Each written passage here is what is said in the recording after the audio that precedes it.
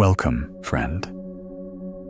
If your mind has been carrying the heavy weight of wanting to be everything for everyone, this story may gently ease you back into the stillness waiting within.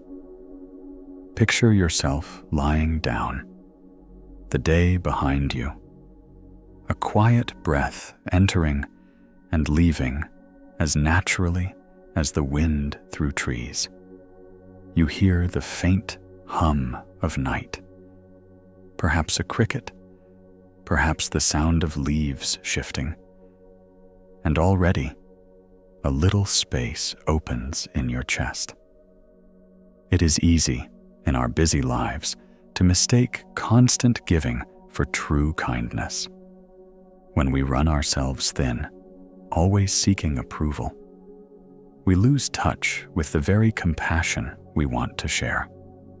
The Buddha taught that clinging creates suffering, and the need to please everyone is one form of clinging, a grasping for validation, safety, or love. But when we release this habit, we discover compassion rooted not in fear, but in freedom. So, before you get comfortable, take a moment to like the video and subscribe, but only if you genuinely enjoy what I do here. I'd love it if you shared your location and local time in the comments. It's a simple way of remembering we rest beneath one sky together, no matter how far apart we are. Now, let's ease into tonight's journey together. The Empty Cup is a Zen parable about learning to create space for what matters. Imagine a wandering monk arriving at a small temple late in the evening. He had traveled far, carrying offerings of food, prayers, and stories. Yet he also carried within him a need so heavy it bowed his shoulders. He longed to be accepted by everyone he met. The abbot of the temple welcomed him with tea. As they sat together, the abbot poured into the monk's cup. He kept pouring until the tea spilled over, soaking the floor. The monk exclaimed, "Stop! The cup is full." The abbot placed the pot down and smiled. So are you, full of the need to please. Until you empty, no true compassion can be poured in. The monk bowed deeply. He realized that by stuffing himself with endless obligations and approval seeking, he had left no space for authentic kindness to breathe. This story invites us to ask, how often is our inner cup full? Not of nourishment, but of self-criticism and the burden of trying to be liked. When someone asks for help, do we pour from an overflowing need to be accepted, or from genuine compassion? One quirky Zen practice reflects this lesson. Some monks would deliberately leave their teacups only half filled. They said it reminded them that space itself is precious, and that without emptiness, nothing useful can be received. Perhaps we too can learn to keep space within us, space for boundaries, for breathing, for real kindness. What would happen if you allowed yourself to be half full tonight, leaving room for peace instead of cramming in expectations? Notice your own body. When people-pleasing fills the cup too high, shoulders tighten, breath becomes shallow, mind races with yes after yes. But when you release that pressure, guided by gratitude, the body opens. Your chest feels lighter, breath deeper, face softer. You become like an empty cup, ready to hold what truly nourishes. Imagine yourself lying beneath a night sky. You are holding a cup made of cool clay in your hands. Self-talk whispers, "You must fill this cup with everyone's approval." But you look inside and see space, clear and waiting. You smile softly, realizing emptiness is not loss, it is freedom. Gratitude stirs in your chest. In this space, real compassion can flow. Another story tells of a hermit who refused to let villagers overfill his cup at festivals. "If you pour too much," he laughed, "I taste nothing. Leave me space, and I savor everything." His gratitude taught others that fullness does not mean overflow, but balance. Perhaps tonight, you too can savor balance. By emptying just a little, by releasing the compulsion to please everyone, you make room for a compassion that is steady, gentle, and real. Outside your window, night is full of space. Stars shine in vast distance. The moon glows above a sky wide and open. Space itself holds the world, unburdened, unhurried. The teaching of the empty cup is this: negative self-talk insists you must keep filling yourself with approval until you overflow. Gratitude reveals that emptiness creates space for authentic compassion, and that space itself is nourishment. So as you rest, imagine your inner cup half full, spacious and calm. Into it, only kindness that truly matters is poured. The rest is released. You breathe light and steady, drifting into sleep like a cup of still water beneath the open sky. The river's course reminds us that compassion, like water, can flow freely without forcing itself to bend in unnatural ways. Picture a wide river moving through valleys and plains. It curves when the land invites, rushes when the slope steepens, slows when the earth flattens. It does not twist itself into shapes to satisfy every rock, tree, or shore. It flows according to its nature, always generous, always giving life, yet never abandoning its course. Negative self-talk insists you must bend for everyone. If you don't shape yourself to every need, you are unkind, unworthy, unlovable.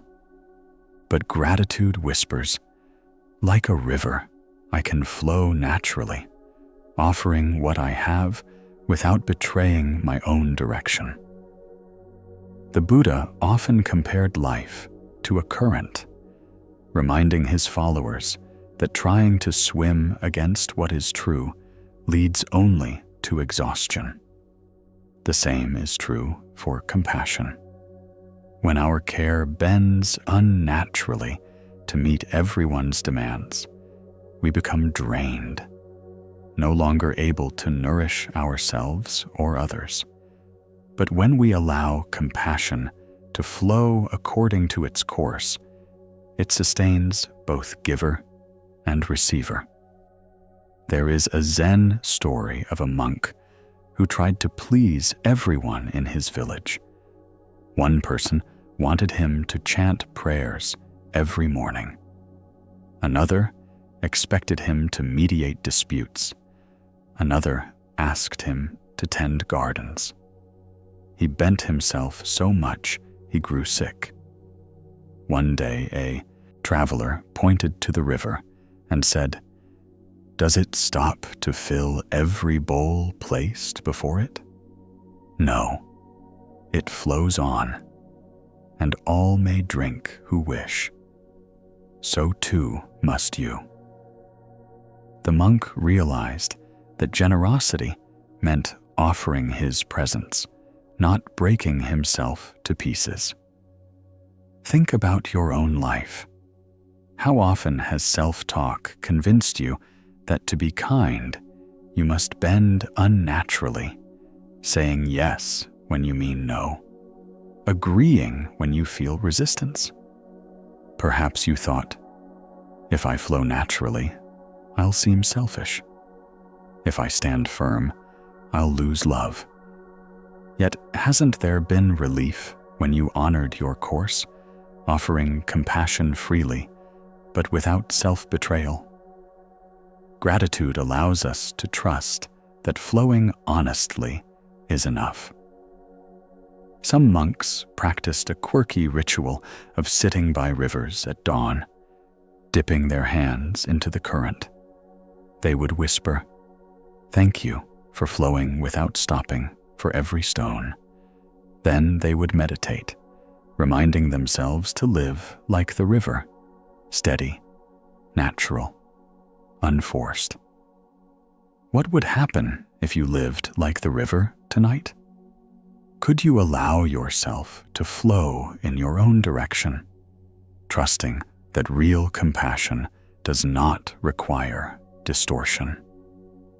A Zen master might ask, does the river serve best by stopping at every rock, or by flowing steadily onward?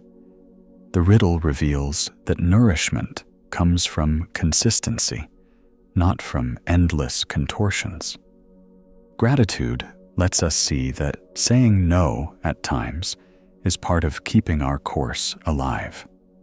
Notice how your body feels when you force yourself to bend for everyone. Back stiffens, breath grows shallow, stomach knots as though twisted into unnatural shapes. But when you allow yourself to flow with your own current, guided by gratitude, the body softens. Breath deepens, spine relaxes, muscles lengthen, like water stretching over stones. Imagine yourself tonight, standing at the edge of a river under starlight. Self-talk mutters, "You must stop for everyone, fill every vessel, bend until you break." But you watch the water glide past, silvered by moonlight. It flows, generous yet free, offering itself without straining. Gratitude rises in you. I too can flow in my own way, kind without distortion.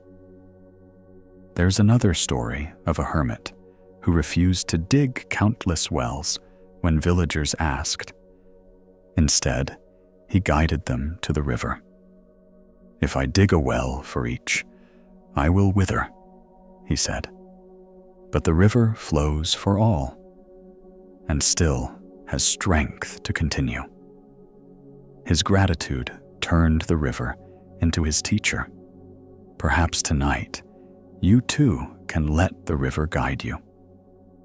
You are not required to twist yourself for every need. By flowing naturally, you remain steady, nourishing, and alive. Outside your window, streams, rivers, and even the breath inside you flow naturally. Inhale, exhale, inhale, exhale.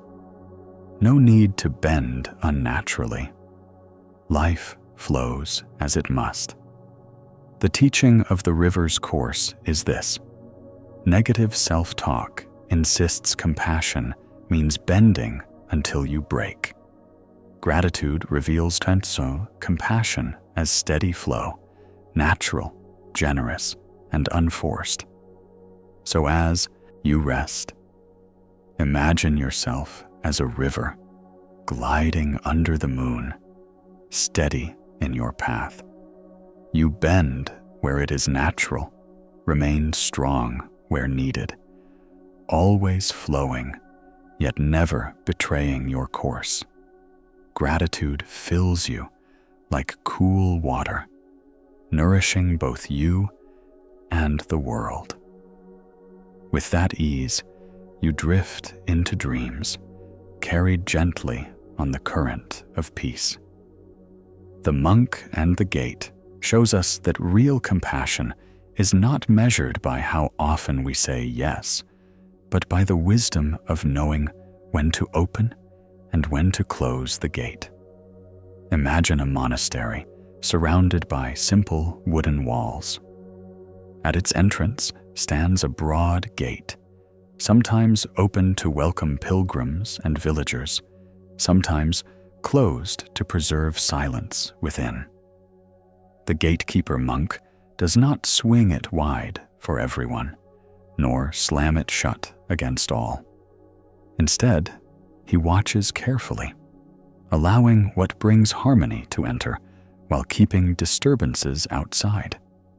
Negative self-talk insists, if you close the gate even once, you are selfish.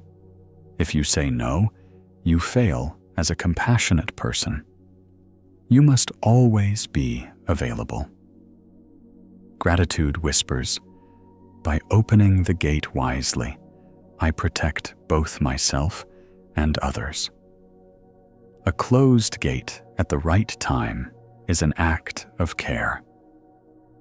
The Buddha often reminded his disciples that discernment is part of compassion. A gift given at the wrong time may cause harm, just as medicine in the wrong dose can poison. Saying yes to everything drains the heart until no true kindness remains. But with discernment, kindness flows with strength, and boundaries guard its purity. There is a Zen story of a young monk who left the monastery gate open day and night, believing it was compassionate never to turn anyone away. Thieves entered and stole food meant for the poor. Wild animals disturbed the meditation halls. The abbot finally told him, "Your heart is kind, but your hands are careless." A gate's purpose is not only to welcome, it is to guard what matters. The monk realized that compassion without boundaries can harm more than it helps. Think about your own life.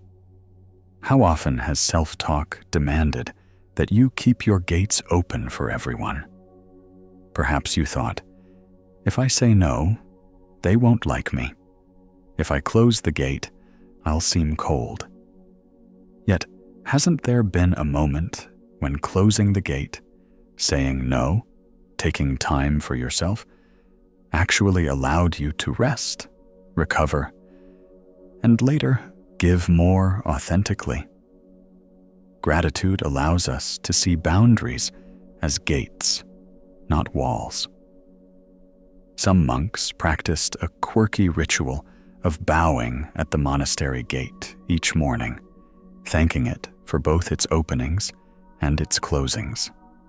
They whispered, "Thank you for guarding peace. Thank you for welcoming harmony."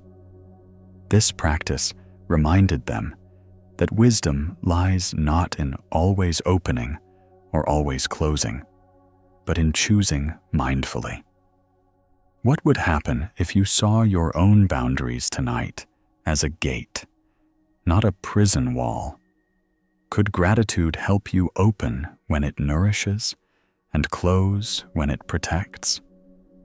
A Zen master might ask, is a gate compassionate when always open, or when opened with discernment? The riddle points to gratitude for choice, the middle path between endless yes and endless no. Notice how your body feels when you keep the gate always open. Shoulders ache from carrying too much, eyes grow tired, chest feels crowded, as though everyone's footsteps echo inside you. But when you imagine closing the gate gently, guided by gratitude, body lightens, breath deepens, chest feels spacious, spine stands tall as though guarded by invisible walls of peace. Imagine yourself tonight, standing before a wooden gate beneath the stars. Self-talk hisses. You must open it for everyone, always. But you rest your hand on its smooth surface, deciding calmly. You open it for kindness, close it to chaos. Gratitude fills you. By tending the gate, I preserve peace within, and the compassion I give will be real. There's another story of a hermit who carved words above his small garden gate. Enter with respect or turn away. Villagers laughed at his stern sign, but over time, those who entered came gently, honoring the space. His gratitude for boundaries transformed his garden into a sanctuary. Perhaps tonight, you too can carve such words into your own heart gate. Enter with respect. Compassion lives here, but it is protected. Gratitude allows you to guard your peace while still shining kindness outward. Outside your window, gates and doors stand quietly. Some are closed, keeping homes safe. Some are open, welcoming friends. Neither state is wrong. Each is chosen with care. The teaching of the monk and the gate is this: negative self-talk insists saying no is selfish. Gratitude reveals that wise boundaries protect compassion, letting kindness remain whole and true. So as you prepare for rest, imagine yourself as the monk at the gate of your own heart. Sometimes you open, welcoming harmony. Sometimes you close, preserving silence. In both, compassion guides you. Gratitude steadies your hands on the gate.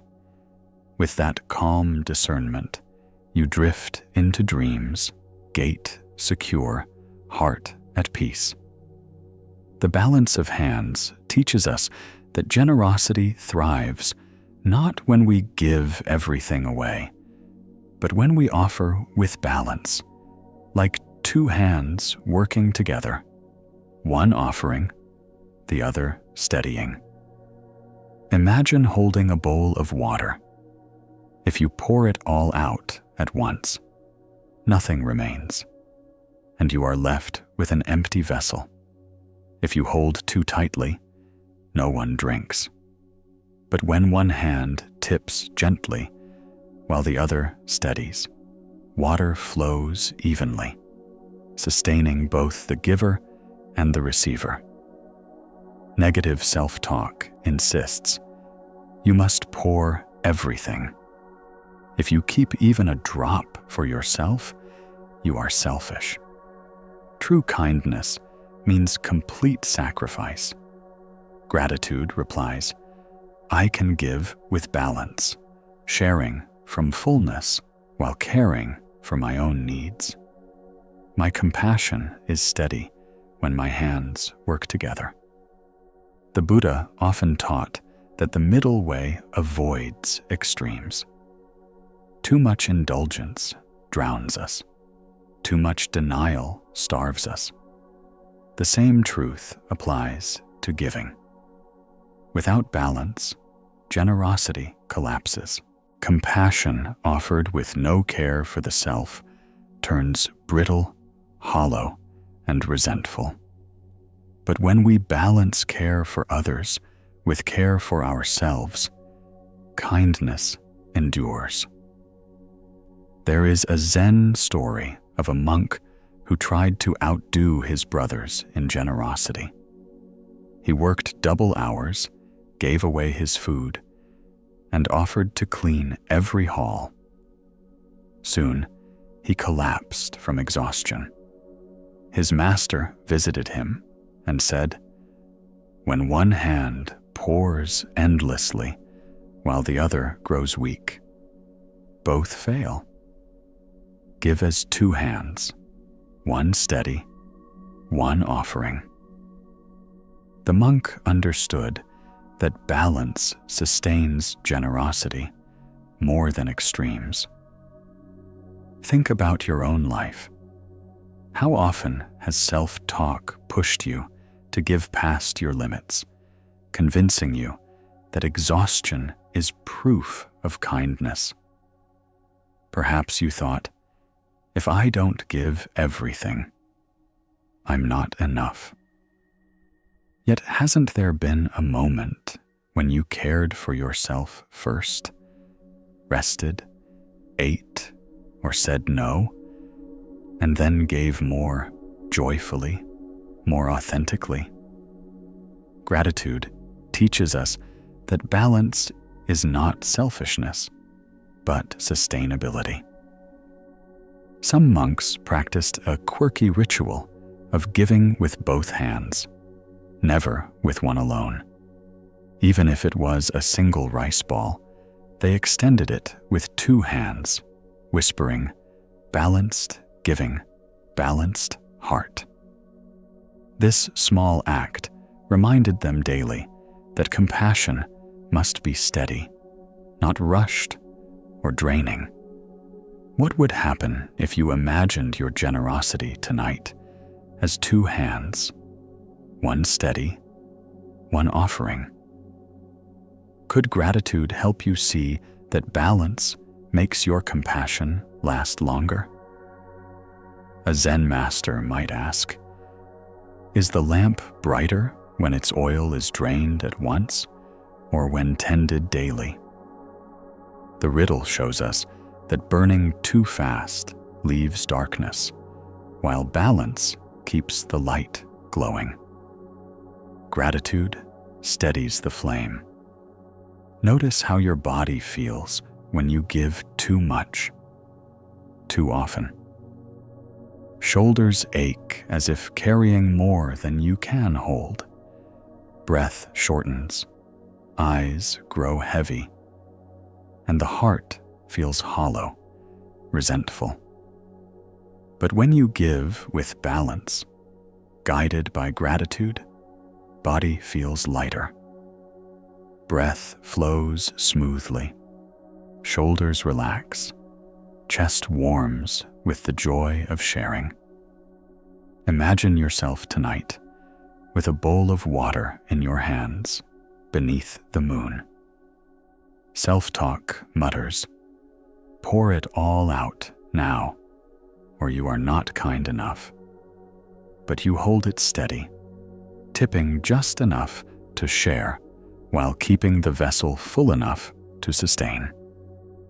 Gratitude rises in your chest. By balancing, I give more truly. By caring for myself, I can care for others. There's another story of a hermit who lit a lamp each evening for travelers. He burned only a small portion of oil nightly, even when urged to burn more. "If I give all my oil at once," he said, "one night will glow bright, but the rest will be dark. By balancing, I can guide many nights." His gratitude made him a beacon for countless travelers. Perhaps tonight, you too can tend your lamp with balance. By pacing your giving, by keeping compassion steady, you become a lasting light, not a candle burnt out too soon. Outside your window, balance is everywhere. The moon shares its glow but does not burn itself out. Rivers give water but keep their source alive. Trees bear fruit in season, then rest, only to bloom again. Balance sustains life. The teaching of the balance of hands is this: negative self-talk insists true compassion means total self-sacrifice. Gratitude reveals that balanced giving, two hands working together, keeps kindness steady, enduring, and joyful. So, as you prepare for rest, imagine yourself holding out both hands, balanced and calm. One hand offers compassion, the other steadies your heart. You give without depletion. You receive without guilt. Gratitude fills both palms, shining warmly through you.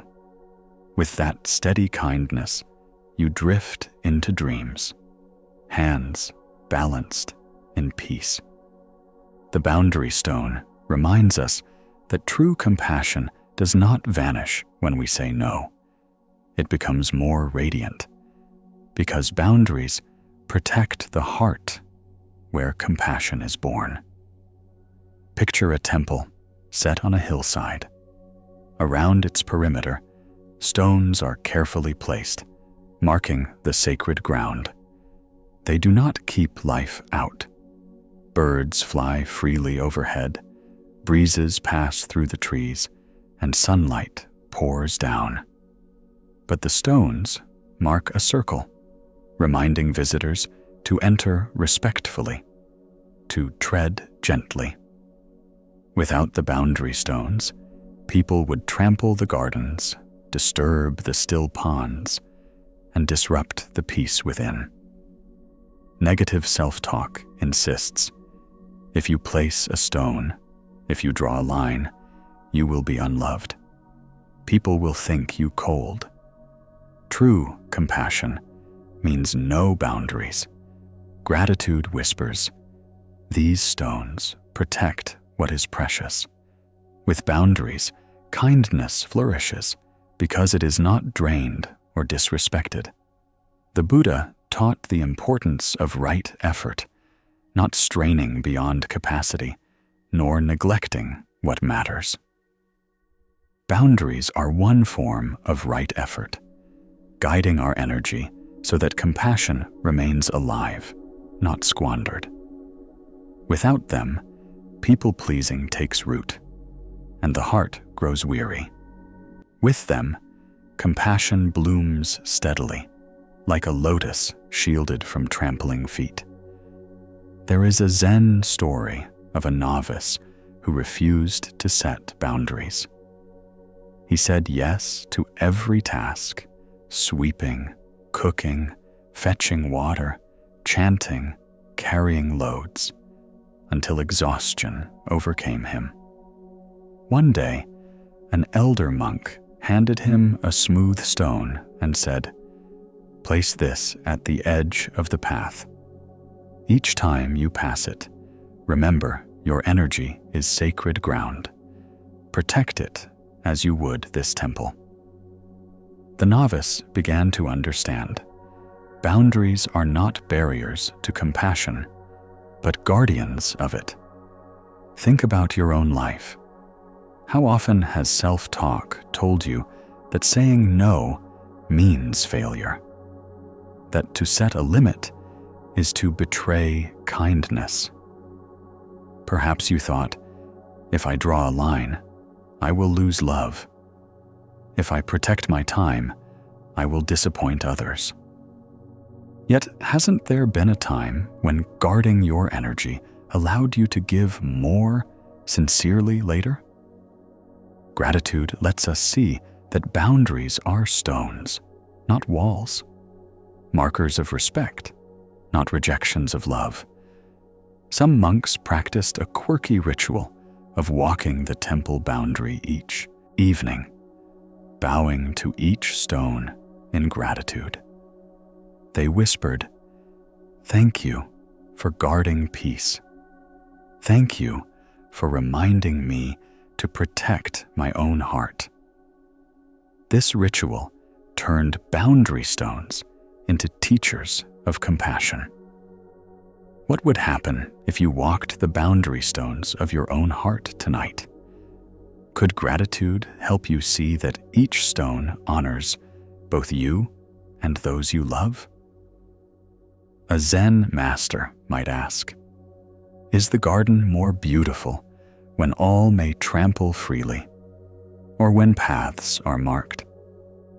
The riddle points to gratitude for boundaries as protectors of beauty, not prisons. Notice how your body feels when you fail to place stones. Muscles ache, breath quickens, heart feels heavy, as though everyone walks across your inner garden. But when you imagine laying stones carefully, guided by gratitude, body lightens, shoulders relax, breath deepens, chest feels spacious, as though peace is once again protected. Imagine yourself tonight, standing at the edge of a temple garden beneath moonlight. Self-talk hisses. If you place stones, you will seem unkind. But as you kneel, you set one smooth stone gently into the earth, then another, and another. Slowly, a circle forms, gentle, clear, protective. Gratitude stirs within. By marking this ground, I protect my peace, and from that peace, compassion flows freely.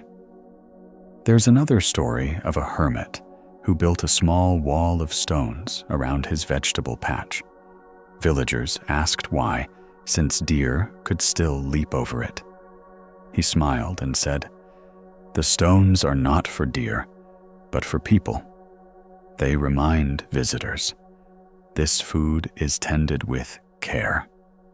Please step gently." His gratitude for boundaries turned his garden into a shared sanctuary. Perhaps tonight you too can build such a circle, smooth stones around your energy, not to keep life away, but to invite respect. Gratitude assures you that protecting your sacred ground does not diminish compassion. It preserves it. Outside your window, boundaries exist everywhere. The horizon meets the sky. Rivers are held by their banks. Shells protect the softness inside. None are selfish. All protect life. The teaching of the boundary stone is this. Negative self-talk insists that love means endless openness. Gratitude reveals that true compassion grows stronger when protected by respectful boundaries. So as you rest, imagine setting smooth stones gently around your heart. Within this circle lies your peace, your joy, your compassion. Outside, the world still moves, but within, calm is preserved. Gratitude fills you like moonlight, illuminating your sacred ground. With that protection, you drift into dreams, heart safe, compassion alive. The lantern carrier teaches us that compassion is not about carrying every burden for others. It is about offering light so they may find their own path. Picture a narrow mountain trail at night. A monk carries a lantern before him, flame glowing softly against the dark. Villagers follow behind, their steps steadied by the light. Yet notice, the monk does not carry their loads of wood or grain, nor does he try to walk for them. He only carries the lantern, guiding, not dragging. Negative self-talk insists you must carry it all. If someone stumbles, it's your fault. If someone suffers, you should take their pain upon yourself. Gratitude whispers, I can carry my lantern. That is enough. By offering light, I help others walk their own way. The Buddha taught that each person must walk the path for themselves. Even he, the enlightened one, said he could only show the way. He could not walk it for another. To confuse compassion with carrying others' burdens is to forget this teaching. The lantern shines, but each foot must take its own step. There is a Zen story of a monk who exhausted himself by carrying villagers' loads along with his own. He grew weary, resentful, and bitter. One evening, his teacher gave him a lantern and said, "Carry this instead. Your light will help them see where to step. Their burdens are theirs to bear, not yours." The monk learned that by carrying only the lantern, his compassion burned brighter, steady, and sustainable. Think about your own life. How often has self-talk demanded that you carry not only your responsibilities, but the emotional weight of others? Perhaps you thought, if I don't fix their problems, I'm failing them. If I don't take their pain, I'm not truly kind. Yet, hasn't there been a moment when shining presence, a listening ear, a gentle word, helped someone more than carrying their burden ever could? Gratitude allows us to see that presence itself is a gift, and we need not be weighed down to be compassionate. Some monks practiced a quirky ritual of walking with lanterns, even at dawn. They would light the flame, though the sun already shone, whispering, "This is not for the light, but for the reminder. Carry only the lantern, never the loads of others." In this way, they trained their hearts to distinguish guidance from burden. What would happen if tonight you chose to carry only the lantern? Could gratitude help you set down what is not yours to hold, trusting that your light is already enough? A Zen master might ask, does the lantern carry the traveler? Or does the traveler walk by the lantern's glow? The riddle shows us that guidance does not mean carrying. Illumination itself is a form of care. Notice how your body feels when you try to carry every burden. Shoulders ache under invisible weight. Back tightens. Breath feels shallow, as if the chest is pressed down by stones. But when you imagine carrying only the lantern, guided by gratitude, your body lightens. Shoulders drop. Breath deepens. Spine feels straight. And hands glow warm, as though holding gentle light. Imagine yourself tonight walking a path beneath stars. Self-talk mutters, "You must carry their burdens, or you are not enough." But you hold a lantern in your hand, flame steady, light reaching out to others. They see the way, and they walk themselves. Gratitude fills you. I am enough when I shine my light. Their steps are theirs to take. There's another story of a hermit who lit a lantern each evening at the crossroad of his village. He never guided people by hand, never carried their goods, never walked their paths, but the lantern burned. and travelers found their way. "I do nothing," he laughed when thanked. "The light does everything." His gratitude for this simple offering made him beloved. Perhaps tonight you too can light your lantern.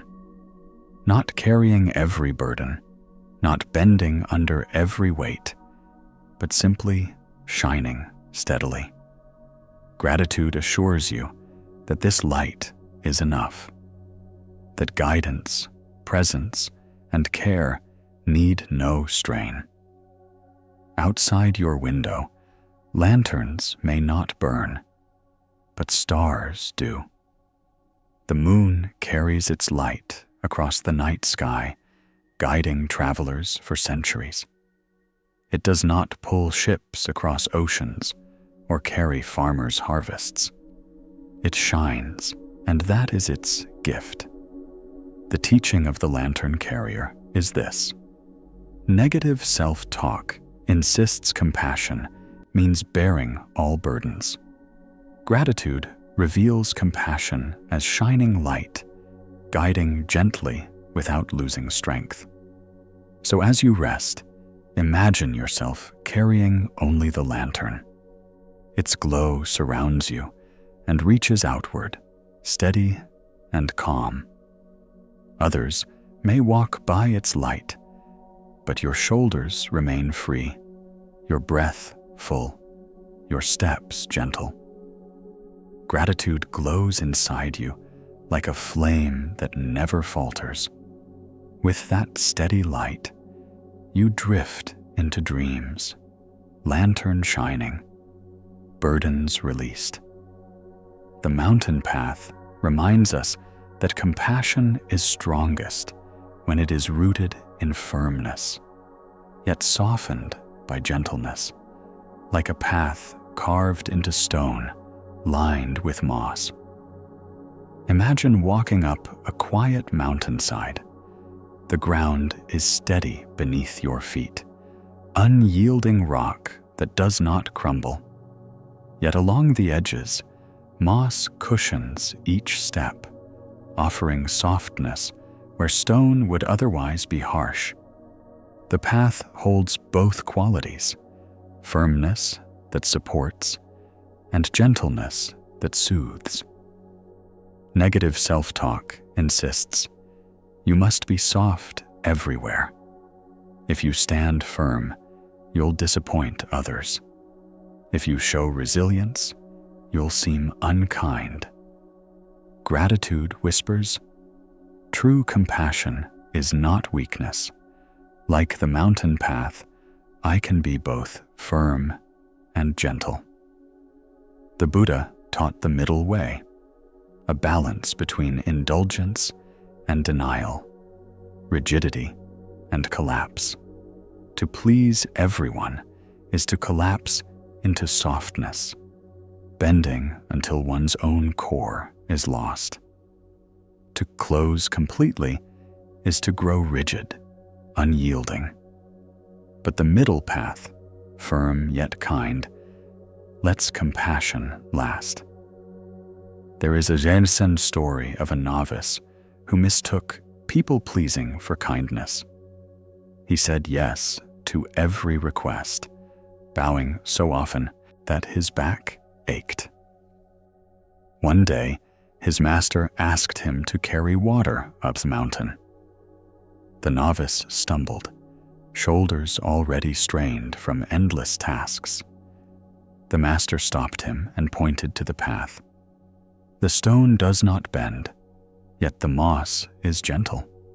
Learn to be like this path, firm enough to support, soft enough to comfort.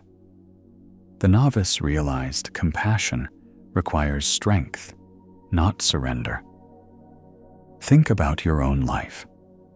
How often has self-talk convinced you that being kind means never standing your ground? Perhaps you thought, if I hold firm, I will lose love. If I say no, I will hurt someone. Yet hasn't there been a time when standing firm while still gentle protected your well-being and allowed you to keep giving later? Gratitude teaches us that resilience and softness can exist together. Some monks practiced a quirky ritual of walking barefoot along mountain paths, pausing to touch the stone with one hand and moss with the other. They whispered, "Thank you for showing me strength and gentleness together." This simple act helped them remember that compassion is not one or the other. It is both. What would happen if tonight you chose to be like the mountain path, firm as stone, gentle as moss? Could gratitude help you trust that compassion does not vanish when you stand your ground? A Zen master might ask, is the path walked because it bends with every step, or because it holds firm while welcoming feet? The riddle points to gratitude for balance, the harmony of strength and kindness. Notice how your body feels when you collapse into people-pleasing softness. Spine curves, breath grows shallow, shoulders sag, as though carrying invisible weight. But when you imagine standing firm like a path, guided by gratitude, body strengthens, back straightens, breath deepens, and yet shoulders remain relaxed, cushioned by gentleness. Imagine yourself tonight walking a mountain path beneath moonlight. Self-talk mutters, "If you are firm, you are unkind. If you stand strong, you will be alone." But your feet step steadily on the rock, moss soft beneath each step. You realize firmness does not mean harshness. It means support. Gratitude fills you. I can be strong and gentle, compassionate without losing myself. There's another story of a hermit who built steps of stone up a hillside. He covered each step with moss he tended carefully. Travelers thanked him, saying, "You have made the climb bearable." He smiled and said, "Stone carries your weight. Moss eases your step. Together, they teach me how to live." His gratitude for both qualities shaped a path that lasted generations. Perhaps tonight you too can build such a path in your heart. Stone for strength, moss for gentleness. Each step forward is compassion, steady yet soft. Gratitude assures you that you need not bend into weakness, nor harden into rigidity. You can walk as the middle way. Outside your window, mountains stand unmoved, yet streams trickle gently down their sides. The world itself is both firm and soft, strength and gentleness entwined. The teaching of the mountain path is this: negative self-talk insists compassion means endless softness. Gratitude reveals compassion as balance, firm enough to stand tall, gentle enough to soothe. So as you rest, imagine yourself as the mountain path, stone beneath, moss around. Your compassion is steady, neither broken nor hardened. Gratitude glows in you like moonlight on stone, softening without erasing your strength. With this balance, you drift into dreams, firm and gentle, at peace. The bamboo fence teaches us that boundaries, when tended with care, can be both flexible and strong. Imagine a fence woven of bamboo poles. They are slender, bending in the wind, never brittle like rigid walls. Yet together, they form a clear shape, marking the garden within. Deer cannot trample through, nor do careless feet wander across the tender shoots. At the same time, the fence breathes. Air moves freely, sunlight falls through, and the garden inside flourishes. Negative self-talk insists, if you put up a fence, you are shutting people out. You are unkind for drawing a line. True compassion means being open, always. Gratitude whispers, boundaries are not walls of stone. They are fences of bamboo, flexible, living, protective without being cruel. The Buddha often spoke of right speech, right effort, right livelihood, guidelines that shape our lives like a fence, keeping out what causes harm and letting in what nourishes growth. Without such guidance, we scatter energy, saying yes to every demand, bending until we break.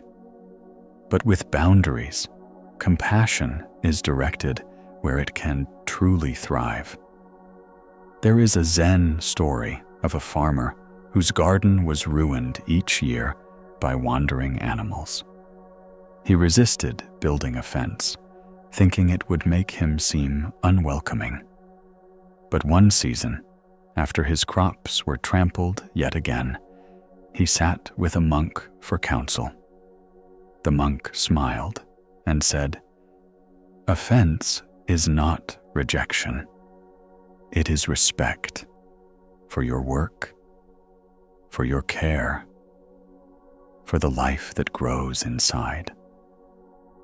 The farmer built a bamboo fence, and for the first time, his garden flourished.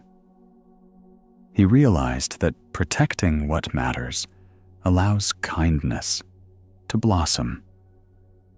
Think about your own life. How often has self-talk told you that boundaries are selfish, that if you say no, you are unloving? Perhaps you thought, if I protect my time, they will think I don't care. If I draw a line, I'll lose their trust. Yet hasn't there been relief in moments when you said no, when you guarded your energy and later gave more fully? Gratitude helps us see that boundaries allow compassion to grow steady and strong. Some monks practiced a quirky ritual of tying small ribbons of bamboo around their wrists. Each time they felt pressured to please, they touched the ribbon and whispered, "Like bamboo, I bend, but do not break." This ritual kept them grounded, reminding them that boundaries protect without hardening.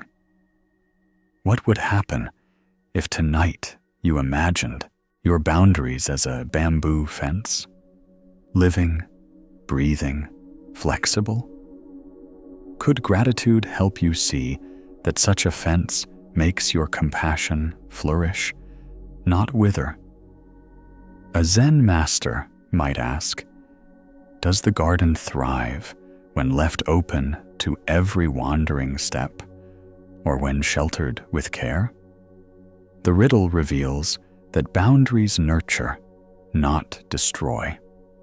Gratitude teaches us to see fences as guardians of life, not barriers to love. Notice how your body feels when you lack boundaries. Stomach knots as if trampled, breath shortens, chest feels exposed and unprotected.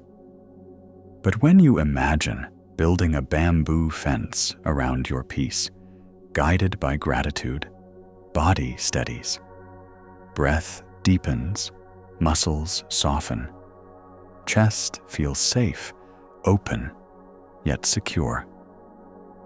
Imagine yourself tonight standing before a bamboo fence under moonlight.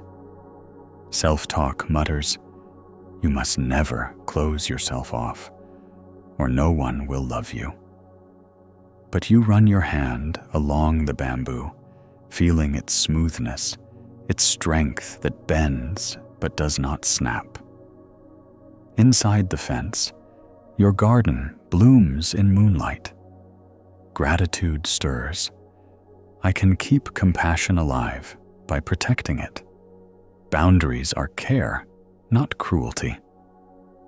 There's another story of a hermit who built a bamboo gate for his tiny hut. Travelers came often, seeking wisdom. At times, he opened the gate and welcomed them. At other times, he kept it closed, resting or meditating. When asked if he felt guilty, he laughed. Even bamboo needs its roots to hold steady. Without rest, I would have nothing to share. His gratitude for the fence gave him strength to continue teaching. Perhaps tonight, you too can tend your bamboo fence. Let it sway with the winds of life, but remain steady enough to protect your peace. Gratitude assures you that such boundaries are not selfish. They are loving care for both self and others. Outside your window, bamboo may not grow, but nature is full of such balance. Trees sway, but do not snap. Shells protect the creatures within, while still allowing life to move. Clouds shift across the sky, yet hold their form. Boundaries exist everywhere, shaping life with gentle strength. The teaching of the bamboo fence is this: negative self-talk insists boundaries are rejection. Gratitude reveals boundaries as protection, making compassion sustainable and strong. So as you rest, imagine yourself within a bamboo fence, flexible and alive. Inside, your heart's garden flourishes, lotuses bloom, streams flow gently, peace expands. Outside, the world continues, but within, your compassion is safe and nurtured. Gratitude shines through you like moonlight through bamboo slats. With that protection, you drift into dreams, compassion steady, boundaries alive. The silent bell teaches us that sometimes compassion speaks not through endless words or constant yeses, but through silence and restraint. Imagine a great bronze bell hanging in a temple courtyard. It does not ring all day to prove its worth. It waits, still and poised, until struck with intention. When the time is right, its sound carries across valleys, resonant and clear. But without purpose, it remains silent, strong, dignified, and present. Negative self-talk insists, if you are silent, you are uncaring. If you say no, you are harsh. True kindness means filling every silence with words, every request with agreement. Gratitude whispers, like the bell, I can remain still until it is right to speak. Silence and restraint are also compassion. The Buddha often taught that right speech is not simply about kindness of words, but about timing and truth. To speak when silence is wiser is to scatter energy. To agree when refusal is needed is to weaken both self and other. Real compassion sometimes means withholding words, letting silence teach. There is a Zen story of a villager who constantly praised himself for always being available, always agreeing. Yet his friends often left feeling hollow. One evening, he visited a monk who brought him to the bell tower. "Strike the bell once," the monk instructed. The villager struck, and the sound lingered, fading beautifully into the night. "Now strike it, without pause." He struck again and again until the air grew noisy, harsh, unbearable. The monk said, "Do you see? Too many rings, even of a bell, lose their meaning. So too does constant yes. Compassion is not in endless sound, but in resonance. Think about your own life. How often has self-talk told you to fill the silence, to never say no? Perhaps you thought, if I don't answer right away, they'll think I don't care. If I refuse, I'll seem cruel. Yet hasn't there been a time when silence, pause, or refusal carried more honesty, more kindness than a hurried yes? Gratitude shows us that compassion can live in stillness. Some monks practiced a quirky ritual of bowing 3 times before the great bell, and then walking away without striking it. They whispered, "Not every moment needs sound." This daily act reminded them that silence itself could be sacred. What would happen if you allowed yourself to be a silent bell tonight? Could gratitude help you trust that not every call requires a response? Not every request demands your voice? A Zen master might ask, is the bell revered because it rings endlessly, or because it sounds only when needed? The riddle teaches that compassion is not constant availability. It is presence, balanced with discernment. Notice how your body feels when you force yourself to answer every call. Jaw clenches, throat tightens, chest feels pressured, as though every yes is squeezed from you. But when you imagine yourself as the bell, silent until needed, guided by gratitude, body relaxes, breath deepens, throat softens, chest feels open and spacious. Imagine yourself tonight beneath a temple bell under moonlight. Self-talk mutters, "You must speak, you must agree, or you are worthless." But you rest your hand on the bell's cool surface, listening to the quiet night. The bell does not ring, and yet the silence feels full, alive. Gratitude fills you. I can be silent. I can say no. My compassion does not diminish. It deepens. There's another story of a hermit who greeted villagers with only a nod.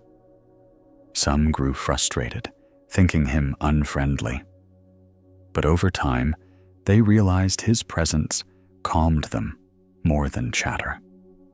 His quiet respect became a teaching in itself.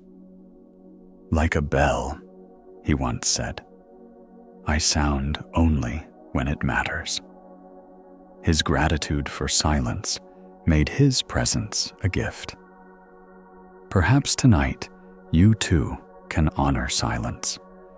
In stillness, compassion ripens. Words unspoken can be as gentle as words shared.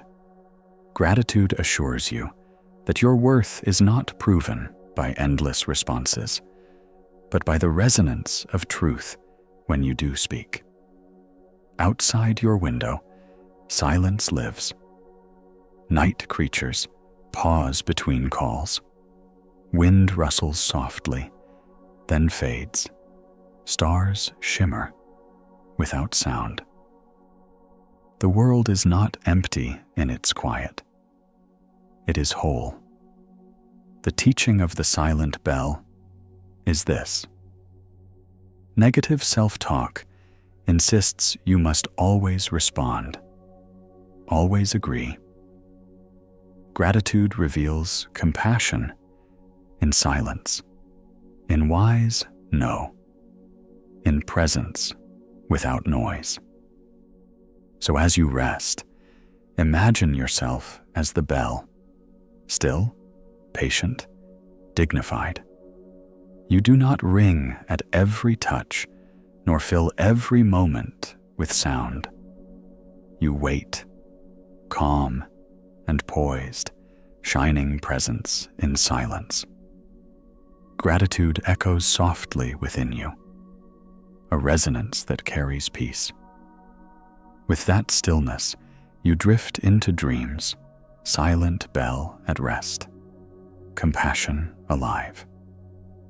The fisherman's net teaches us that compassion is not about becoming entangled in every knot of obligation, but about freeing ourselves and others from what binds too tightly.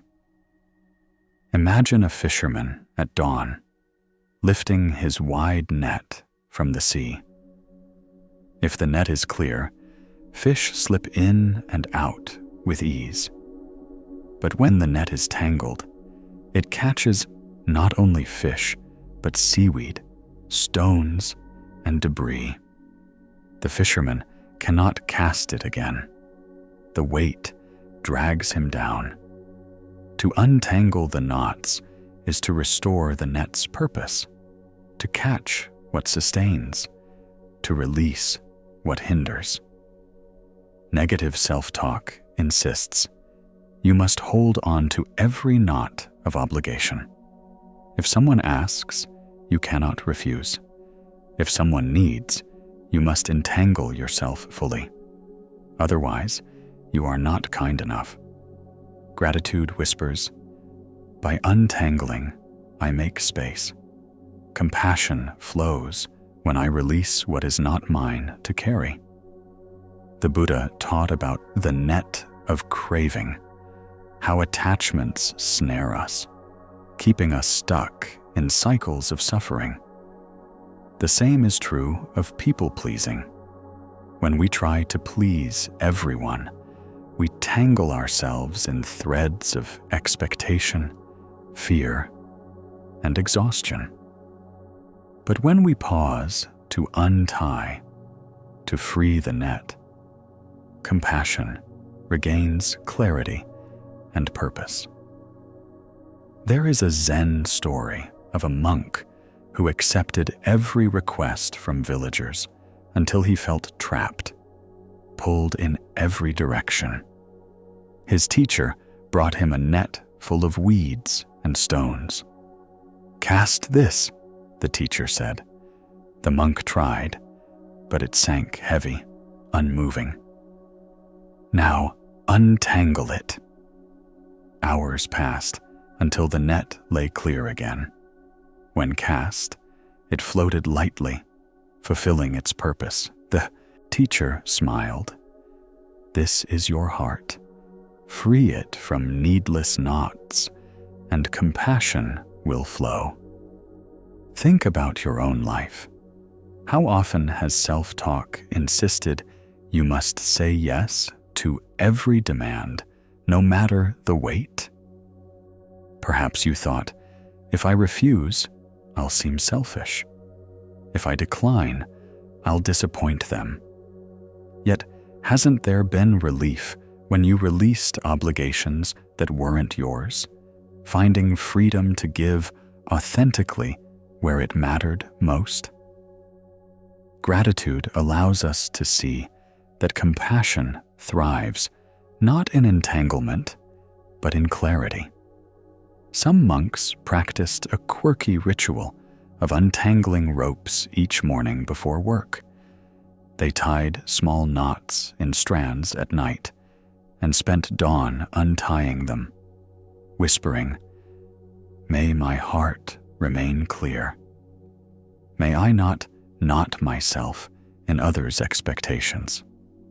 It was a meditation on freeing the self to give without burden. What would happen if tonight you saw your own life as a net? Could gratitude help you untangle unnecessary knots, leaving space for compassion to flow freely? A Zen master might ask, does the net catch fish when tangled or when clear and open? The riddle shows us that cluttered obligations weaken us, while clarity nourishes. Notice how your body feels when tangled in obligations. Shoulders tighten, breath grows shallow, chest feels heavy, as if tied by ropes. But when you imagine loosening knots, guided by gratitude, body eases. Hands unclench, breath deepens, chest opens wide, as though space has returned. Imagine yourself tonight beside a sea under moonlight. Self-talk mutters, "You must carry every knot, or you are unworthy." But you kneel, fingers untying strands of rope. Slowly, knots release, weight lessens, net grows light. You cast it gently, and it floats, shimmering with freedom. Gratitude swells inside. I am not bound to every demand. I can free myself and still give. There's another story of a hermit who spent years repairing old nets by the harbor. Villagers thought it pointless, since new nets could be bought. But he replied, "The act of untangling teaches patience. In each knot I undo, I feel my own heart untangle." His gratitude turned tedious work into liberation. Perhaps tonight, you too can untangle your heart net. Each knot of guilt, each thread of obligation, not yours. Release it. Gratitude assures you that what remains is enough, and what you catch will be nourishing, not draining. Outside your window, nets are not visible, but the world itself holds this teaching. Trees drop leaves in autumn. Rivers shed debris. Even clouds dissolve to let the sky clear. Life itself untangles constantly. The teaching of the fisherman's net is this: negative self-talk insists compassion means holding every knot, every demand. Gratitude reveals compassion as clarity, untangled, light, free to serve its true purpose. So as you rest, imagine yourself with a clear net, light in your hands. You cast it gently into the sea of night, knowing it will hold only what sustains and release the rest. Gratitude glimmers within you like moonlight on water. With this clarity, you drift into dreams, net untangled, heart at peace. The monk with 2 bowls teaches us that compassion and wisdom must sit side by side. Like twin bowls carried evenly, one balancing the other. Imagine a monk walking along a forest path, a bowl in each hand. In one bowl, he carries food to offer. In the other, he carries food for himself. If he tips too much from the first bowl, he has nothing left to sustain his own strength. If he keeps too much in the second, others go hungry. But when both bowls are balanced, his journey continues steadily, neither bowl neglected, neither overflowing. Negative self-talk insists, you must pour everything from your own bowl into others. Keep nothing, or you are selfish. True compassion means self-erasure. Gratitude replies, both bowls matter. I can care for others while caring for myself. Balance is not selfishness. It is harmony. The Buddha often taught that wisdom and compassion are like two wings of a bird. Without both, flight is impossible. Compassion without wisdom burns out, and wisdom without compassion grows cold. To carry both bowls is to walk the middle way, where kindness is steady and sustainable. There is a Zen story of a young monk who tried to give away all his food each day, keeping nothing. By evening, he grew weak and ill, unable to chant or meditate. His master handed him 2 bowls and said, "One for you, one for others." To give from emptiness is not compassion. It is vanity. To give from balance is true kindness. The monk learned that caring for his own needs did not lessen his compassion. It strengthened it. Think about your own life. How often has self-talk demanded that you empty your bowl for everyone, leaving nothing for yourself? Perhaps you thought, if I take time to rest, I'm neglecting others. If I nourish myself, I'm unkind. Yet, hasn't there been a time when caring for yourself first allowed you to give more joyfully, more authentically? Gratitude allows us to hold both bowls with steadiness. Some monks practiced a quirky ritual of eating half their meal, then placing the other half outside for birds and animals. They whispered, 2 bowls, 1 heart, balance in all things. This small act reminded them daily that compassion without wisdom is unsustainable, and wisdom without compassion is incomplete. What would happen if you imagined yourself tonight carrying 2 bowls, one for others, one for yourself? Could gratitude help you keep both steady, walking with harmony rather than depletion? A Zen master might ask, does the bird fly with 1 wing or with 2? The riddle teaches that balance is not selfish. It is necessary for life. Notice how your body feels when you pour only into others. Stomach empties, shoulders sag, breath grows weak, body feels hollow and drained. But when you imagine filling both bowls, guided by gratitude, body steadies, breath deepens, shoulders straighten, chest warms with quiet strength. Imagine yourself tonight, walking under moonlight, 2 bowls in your hands. Self-talk mutters, empty your own bowl, or you are not kind enough.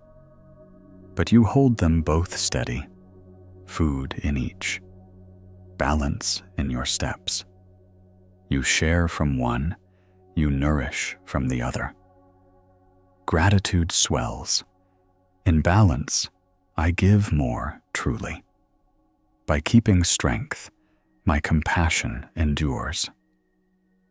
There's another story of a hermit who lived by a river. Each morning, he filled 2 bowls, one with rice for travelers, one for himself. When asked why he didn't just combine them, he smiled. If I forget my own bowl, I grow weak. If I forget theirs, I grow selfish. With 2 bowls, I remember balance. His gratitude for both bowls made his life simple and peaceful. Perhaps tonight, you too can hold your 2 bowls. One filled with compassion for others, one with care for yourself. Gratitude assures you that both are sacred, both necessary, both part of the same kindness. Outside your window, balance is everywhere. Day and night share the sky, tides rise and fall, breath flows in and out. Nothing survives with only one side. The teaching of the monk with 2 bowls is this: negative self-talk insists self-care is selfish. Gratitude reveals self-care as balance, sustaining compassion for the long path ahead. So as you rest, imagine 2 bowls glowing gently in your hands, steady and full. One for others, one for you. You walk easily, steps light, heart balanced. Gratitude glows like starlight across both bowls, reminding you that harmony is kindness. With this balance, you drift into dreams, bowls steady, heart at peace. The open window teaches us that compassion is not about letting in every gust of wind, but about discerning which breezes refresh and which storms to keep outside. Imagine a simple wooden hut on a hillside. Its window opens wide to the morning sun, letting fresh air fill the room. Bird songs drift in. The smell of pine sweeps through, and light warms the floor. But when a storm rolls across the mountain, the window is closed. Rain lashes against the shutters, but inside, the lamp continues to burn. The window is not shut forever. It simply opens and closes with wisdom. Negative self-talk insists you must always keep the window wide open. If you shut it, even in the storm, you are selfish, cold, unkind. To be compassionate means never closing yourself off. Gratitude whispers, the window opens with care and closes with wisdom. To protect the flame inside is not selfish, it is sacred. The Buddha often spoke of guarding the senses, of choosing carefully what sights, sounds, and words to welcome, and which to turn away from. Just as the hut's window protects the flame from being extinguished, boundaries protect the heart, so compassion can continue to glow. There is a Zen story of a monk who left his hut's window open in all weather.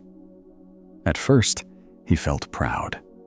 He was open to everyone, every sound, every gust of wind. But soon, the rain soaked his scrolls, the wind blew out his lamp, and the cold made him ill. His teacher visited and gently closed the shutters. Even the sun does not shine at night, the teacher said. Openness is wisdom only when tempered with care. The monk learned that discernment gives strength to compassion. Think about your own life. How often has self-talk told you that to be kind, you must allow everyone's voice in, every opinion, every request, every judgment? Perhaps you thought, if I close myself off, I'll be cruel. If I shut out their storm, I'll be unloved. Yet hasn't there been relief when you chose which voices to let in, keeping your inner flame safe? Gratitude helps us see that saying no to storms preserves the light we share.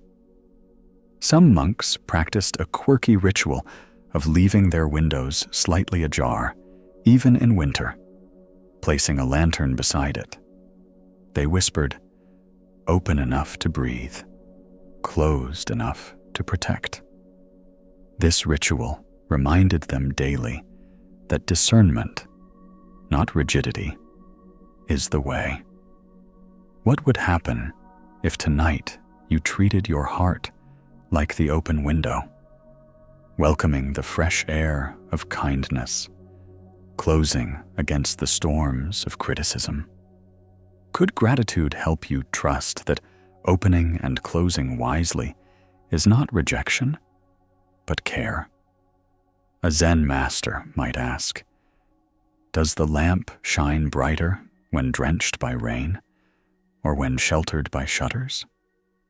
The riddle reveals that protection sustains light and gratitude keeps it burning.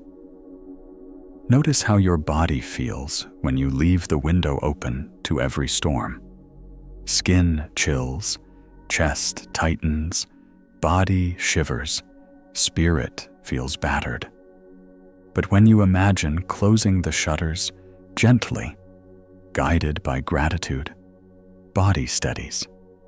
Shoulders drop, warmth returns, breath flows smoothly, chest glows with calm light. Imagine yourself tonight in a quiet hut beneath the stars. Self-talk mutters, "You must let in every gust, or you are unkind." But you stand by the window, hands resting on the shutters. You open them wide to fresh air, birdsong, moonlight. Then you close them against the storm, protecting the flame of your lantern. Gratitude rises in you. I am not cold when I close the window. I am protecting the light that lets me give. There's another story of a hermit who grew famous for his serene hut. When asked his secret, he said, "I open the window for the morning sun. I close it for the evening storm. Both acts are compassion for myself and for the flame that guides travelers who visit." His gratitude for this rhythm made his hut a haven. Perhaps tonight you too can practice this rhythm. Open to what refreshes, closed to what harms. Gratitude assures you that both are part of compassion. Outside your window, the world lives in balance.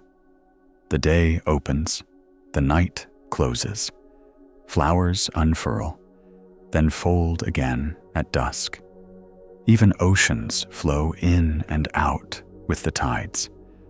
Openness and closure dance together in harmony. The teaching of the open window is this: negative self-talk insists kindness means never closing.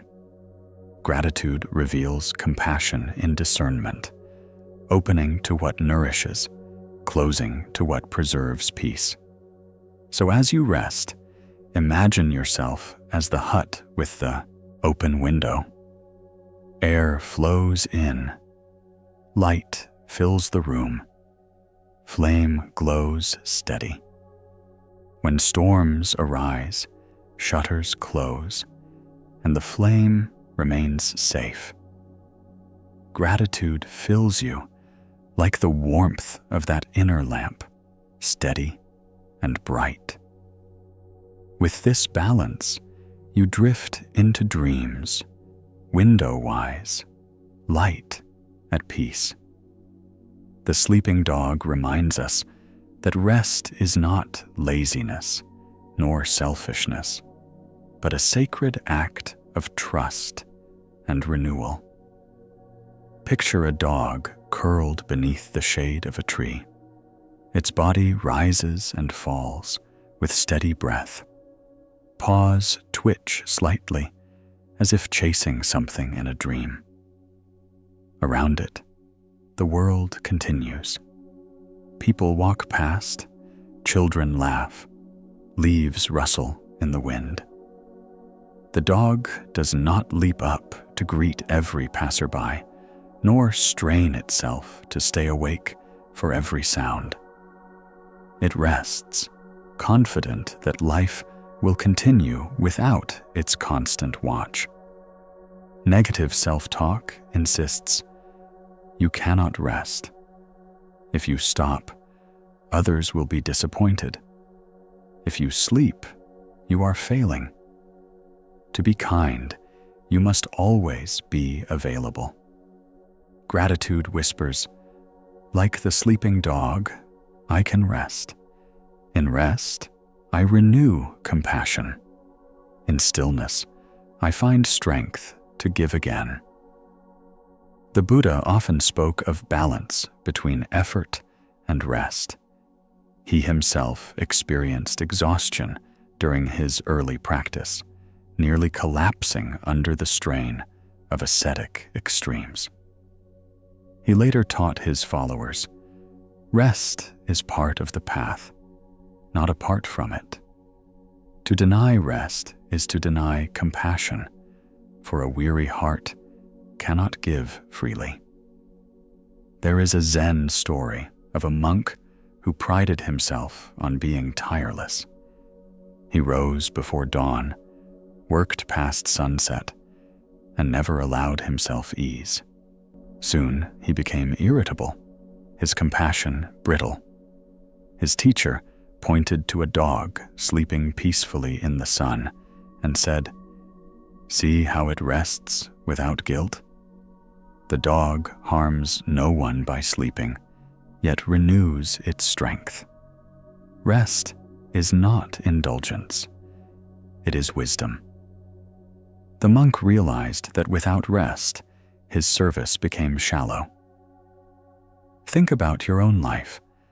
How often has self-talk pressed you to stay awake, to keep giving, to never pause? Perhaps you thought, "If I rest, I am weak. If I sleep, I am selfish."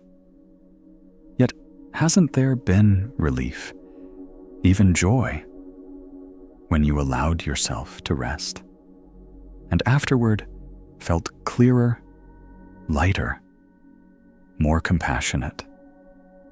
Gratitude teaches us that rest is not withdrawal, but renewal. Some monks practiced a quirky ritual of lying down for a short nap in the middle of the day, no matter how busy. They called it dog's rest. They would stretch, curl slightly, and whisper, "I pause so compassion may breathe again." This playful ritual reminded them to honor the wisdom of sleep. What would happen if tonight you gave yourself permission to be like the sleeping dog, trusting, unashamed, resting without guilt? Could gratitude help you see rest as an act of care, not neglect? A Zen master might ask, does the dog lose kindness by sleeping? Or does it renew its strength to wag again? The riddle reminds us that rest does not steal compassion. it restores it. Notice how your body feels when you deny yourself rest. Eyes burn, shoulders ache, chest tightens, mind whirls as though trapped in endless motion. But when you allow yourself to curl gently into rest, guided by gratitude, body softens, breath slows, muscles release, warmth spreads across limbs like the dog beneath the tree. Imagine yourself tonight lying beneath a wide sky. Self-talk mutters, "Stay awake, be ready, don't stop, or you'll let others down." But you close your eyes, curling gently, feeling the earth support you. Around you, the world continues. Wind rustles, stars shine, life flows on. Gratitude fills you. I can rest. Life will hold itself. My sleep is sacred, my stillness a gift. There's another story of a hermit who kept a straw mat outside his hut just for sleeping under the sun. When villagers asked why, he said, "The body needs rest, and the spirit needs permission. I nap to remind myself that life goes on without me. Compassion flows better when I return refreshed." His gratitude for rest made him calmer, kinder, and more enduring. Perhaps tonight, you too can keep such a mat in your heart, a place of softness where you can lie down without guilt, without demand. Gratitude assures you that sleep is not a weakness, but a form of wisdom. Outside your window, nature rests. Flowers close their petals at night. Tides pause between waves. Even the moon wanes and waxes in cycles of effort and ease. All life knows rest as sacred. The teaching of the sleeping dog is this: negative self-talk insists rest is failure. Gratitude reveals rest as renewal, the ground where compassion regrows. So as you prepare for sleep, imagine yourself curling like the dog beneath the tree. Body soft, breath steady, heart light. You do not need to be awake for everyone. The world continues, and your kindness will shine brighter when you return. Gratitude soothes you like a blanket, reminding you rest is love. With this ease, you drift into dreams, sleeping dog, heart at peace. The gentle refusal teaches us that saying no can sometimes be the most compassionate answer, a kindness that protects both ourselves and those we care about. Imagine a woman at a bustling marketplace, a child tug at her sleeve, begging for too many sweets, while a merchant presses her to buy what she doesn't need. If she says yes to every request, she will be left burdened and weary, pockets empty, arms too heavy to carry home what truly matters. But when she declines gently, smiling, soft in tone, yet clear in her answer, she keeps her strength for what is important. Her no, spoken with care, becomes an act of love. Negative self-talk insists, if you say no, you are unkind. If you refuse, you disappoint. True compassion means endless yes. Gratitude whispers, my refusal, when guided by love, protects what matters most. A boundary can be a gift, not a rejection. The Buddha taught that clinging to every desire creates suffering, not only our own cravings, but also the cravings of others that we try desperately to satisfy. To grant every request is not compassion, but entrapment, tangling ourselves and others in endless want. True compassion knows when to say yes and when to decline with gentleness. There is a Zen story of a monk who lived near a village. People came to him constantly with requests: settle disputes, cure ailments, bless fields, carry loads. Out of fear of seeming unkind, he always said yes. Soon, he grew sick and irritable, his heart heavy. One evening, an elder visited and asked, "When a child demands fire to play with, do you hand it over?" The monk shook his head. "Then why give everything when it will burn you both?" The elder taught him that refusal can be compassion in disguise. Think about your own life. How often has self-talk told you that if you decline, you are cruel, or that love demands endless yes? Perhaps you thought, if I say no, they will leave me. If I set a boundary, I will hurt them.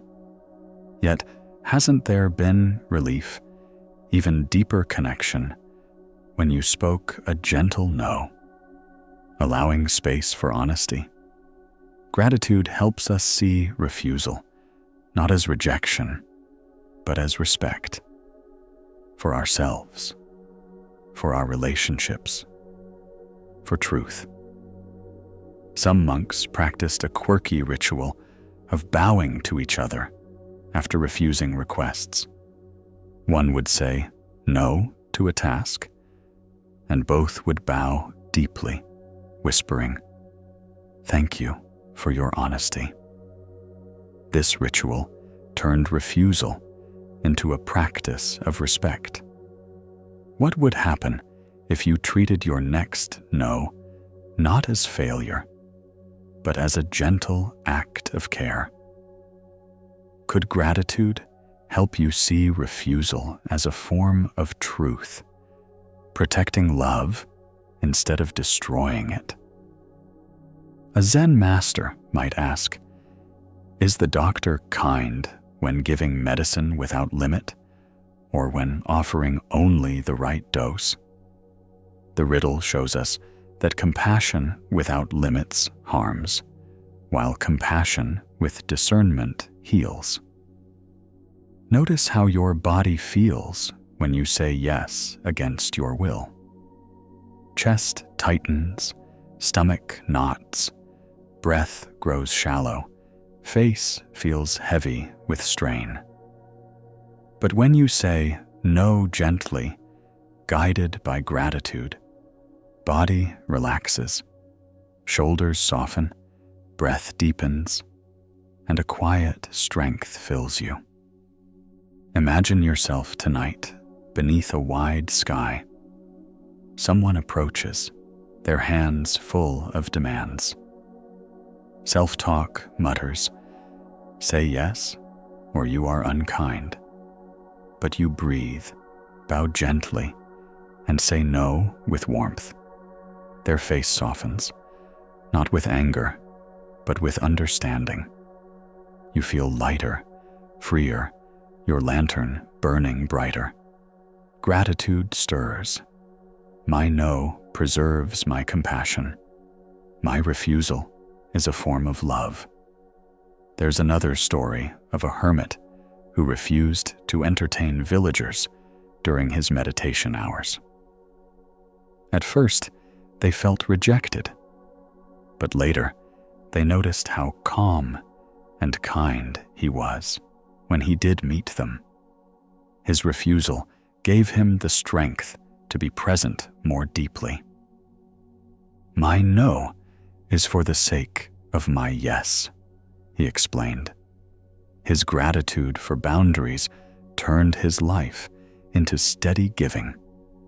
Perhaps tonight you too can practice the gentle refusal. Say no when your heart needs rest, when your garden must be tended, when your flame requires protection. Gratitude assures you that this refusal is not cruelty, but care for the self that sustains compassion. Outside your window, refusals happen silently in nature. Flowers close their petals at night, refusing the cold. Trees let go of leaves, refusing to cling forever. Even the ocean says no to the shore, retreating so it may return. Refusal is part of balance. The teaching of the gentle refusal is this: negative self-talk insists every no is selfish. Gratitude reveals a no, spoken with care, as compassion itself, protecting both you and those you love. So as you rest, imagine yourself bowing gently to the world, speaking no with kindness. Your compassion is not diminished. It is guarded and made stronger. Gratitude flows like soft moonlight around your words, reminding you that truth itself is love. With this peace, you drift into dreams, gentle refusal, heart at ease. The lotus pond teaches us that compassion rooted in self-respect can bloom beautifully, even in muddy waters. Imagine a wide pond at dawn. The water is dark and murky, yet above it rises a lotus, its petals white and radiant. The flower is not stained by the mud from which it grows. Instead, the mud nourishes its roots, giving it the strength to bloom. The lotus does not apologize for standing tall, nor does it shrink to make room for other flowers. It simply opens, serene and self-assured, its beauty available to all who come near. Negative self-talk insists you must bend and twist yourself to please others. If you stand rooted, you are selfish. True kindness means shrinking, hiding, or apologizing for blooming. Gratitude whispers, like the lotus, I can root myself in worth, bloom in compassion, and remain untouched by others' mud. The Buddha often used the lotus as a symbol of awakening, pure beauty arising from the messiness of life. In the same way, compassion rooted in boundaries is not spoiled by the mud of criticism or guilt. It blooms brighter because it is rooted deeply, not swayed by every demand. There is a Zen story of a monk who constantly sought approval. He changed his words depending on who listened, shaped his actions by others' desires. He felt he was being kind, but his heart grew tired and insincere. One morning, he saw a lotus in the temple pond. No matter which way the wind blew, the lotus stood steady, opening to the sun. The monk realized that true compassion does not contort itself to please every gaze. It blooms from within, steady and real. Think about your own life. How often has self-talk convinced you that you must shrink yourself, apologize for your needs, or twist into shapes that don't fit just to please? Perhaps you thought, if I stand firm, I'll be unloved. If I bloom as I am, I'll seem arrogant. Yet hasn't there been a moment when staying rooted in your truth allowed your kindness to flow more honestly, without resentment? Gratitude shows us that standing firm does not harm others. It gives them the gift of seeing our true bloom. Some monks practiced a quirky ritual of placing lotus petals in their tea. Each sip was a reminder. I can grow from the mud without being soiled by it. This daily practice reminded them that life's challenges and even guilt or fear can become nourishment if met with balance. What would happen if tonight you allowed yourself to bloom like the lotus, rooted in worth, opening in compassion, untouched by guilt's mud? Could gratitude help you see that your bloom is not selfish, but generous? A Zen master might ask, does the lotus apologize for its petals, or does it share them freely with the world? The riddle teaches that self-respect is not arrogance. It is the soil in which compassion grows strong. Notice how your body feels when you shrink yourself. Shoulders hunch, chest collapses, breath grows shallow, as though trying to take up less space. But when you imagine yourself blooming like a lotus, guided by gratitude, body opens, chest lifts, breath deepens, shoulders spread, and heart glows warm, steady, unashamed. Imagine yourself tonight standing at the edge of a lotus pond under moonlight. Self-talk mutters, do not bloom. You will take too much space. Do not open. You will displease someone. But you watch the lotus rise, radiant and serene, unbothered by the mud below. Gratitude fills you. I too can bloom without apology. My compassion grows brighter when I honor my roots. There's another story of a hermit who grew a lotus in a stone jar outside his hut. Visitors marveled at how it bloomed despite the cramped space. He said, "The lotus asks for nothing but water and sun. It does not beg for approval, nor does it shrink to please. It blooms because blooming is its nature." His gratitude for this lesson shaped how he gave kindness, rooted, unbending, true. Perhaps tonight, you too can bloom in this way.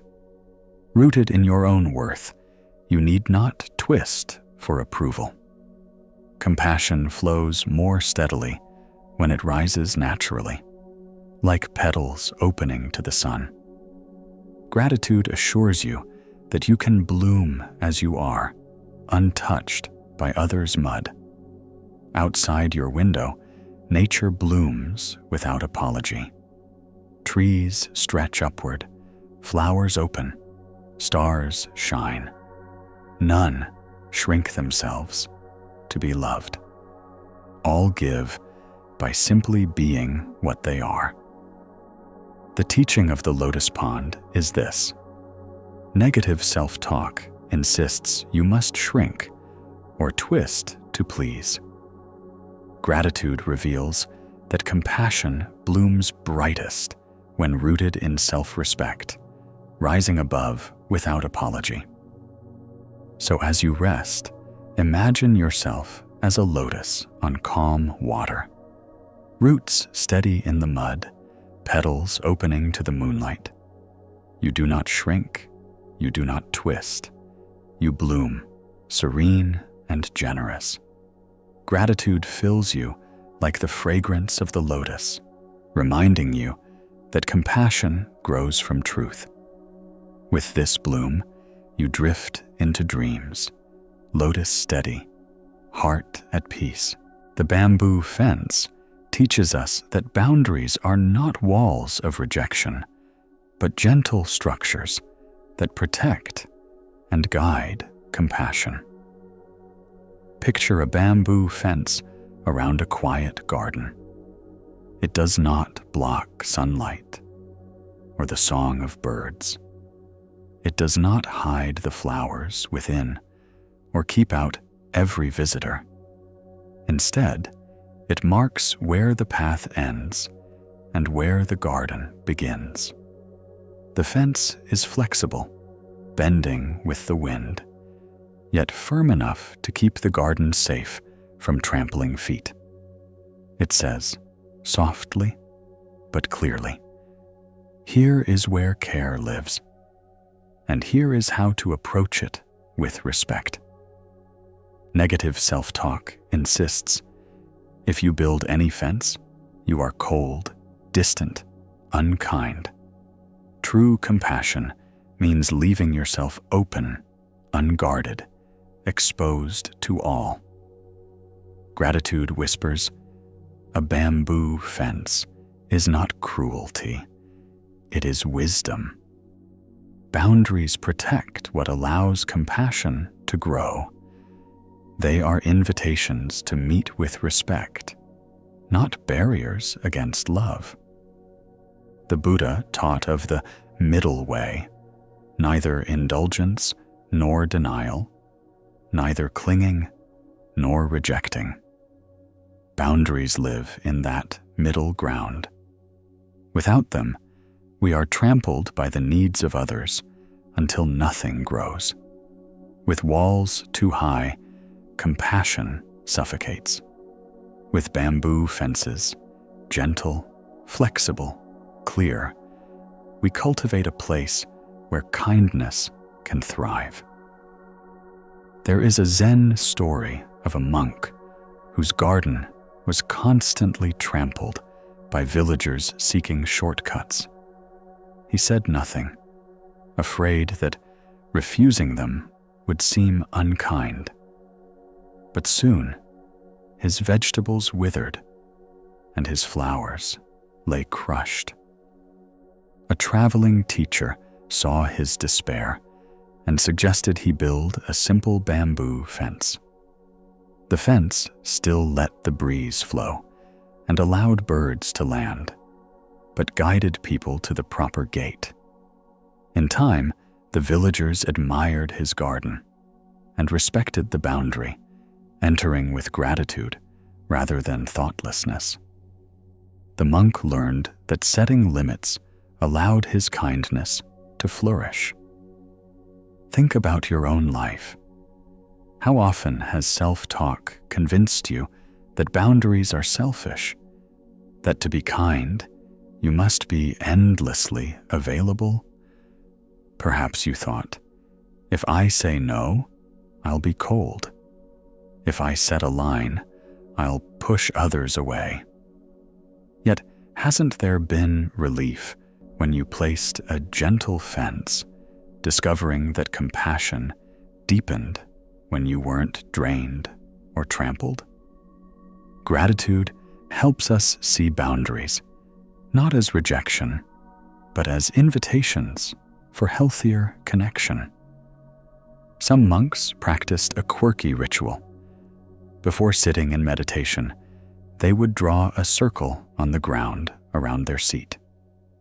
They whispered, "Within this circle, I rest. Beyond it, the world continues. Both are sacred." The circle reminded them of boundaries, temporary, respectful, protective. What would happen if tonight you imagined yourself placing a bamboo fence around your heart? Not a wall, but a gentle boundary. Could gratitude help you see that protecting your compassion keeps it alive, steady, and true? A Zen master might ask, does the garden grow better trampled by all, or tended within a fence? The riddle teaches us that boundaries preserve life, while openness without care leads to loss. Notice how your body feels when you live without boundaries. Shoulders ache, breath quickens, chest feels pressed, as though too many demands crowd your space. But when you picture building a bamboo fence, guided by gratitude, body softens. Breath steadies, chest expands, and warmth rises, knowing you have space to grow. Imagine yourself tonight in a moonlit garden. Self-talk mutters, do not build a fence, or they'll call you selfish. But you gather bamboo poles, light and flexible, and gently place them around your garden. Birds still fly in, sunlight still shines, fragrance still drifts out. Yet the flowers are safe, the soil undisturbed. Gratitude swells. I can protect what is precious. Boundaries allow my compassion to bloom. There's another story of a hermit who carved bamboo into simple fences for neighbors. Each family who built one found more peace. Children played safely. Crops grew undisturbed. When asked why he built them, the hermit said, "A fence is not a wall. It teaches respect for space, so love may thrive inside." His gratitude for these fences made his village kinder, not harsher. Perhaps tonight, you too can raise your bamboo fence, not to keep out love, but to guide it. Gratitude assures you that boundaries are not coldness, but kindness, for they protect the soil in which compassion lives. Outside your window, nature honors boundaries. Rivers stay within their banks. Trees spread roots in their own ground. Even stars keep their distance, shining without colliding. Boundaries shape the harmony of the universe. The teaching of the bamboo fence is this. Negative self-talk insists boundaries are rejection. Gratitude reveals boundaries as protection, gentle guides that allow compassion to grow and endure. So as you rest, imagine your garden glowing softly behind a bamboo fence. Flowers bloom, air is fresh, light streams in. Visitors come by the gate, pausing with respect, entering with care. Gratitude wraps around you like the fragrance of blossoms, reminding you that compassion is strongest when protected by gentle boundaries. With this peace, you drift into dreams, bamboo fence strong, heart at ease. The mirror of water teaches us that true compassion reflects without distortion, offering clarity without losing its own surface. Imagine a still pond under the morning sky. A traveler looks down and sees her face reflected perfectly. Clouds drifting gently across. The water does not twist her features, nor does it hold on to the image when she moves away. It reflects what comes, then lets it go, returning to calm stillness. The pond is neither flattered by beauty nor offended by sorrow. It simply reflects with quiet honesty. Negative self-talk insists you must twist yourself to please. Reflect back what others want to see, even if it distorts you. To be compassionate is to mirror their expectations at all costs. Gratitude whispers, like water, I can reflect, truly. I do not need to distort myself to be kind. I can be clear and calm, offering compassion without losing my own shape. The Buddha taught that clinging and aversion both cloud perception. To see clearly is to meet each moment without twisting it into something else. Like water, our compassion shines brightest when it reflects truth, neither exaggerating nor diminishing.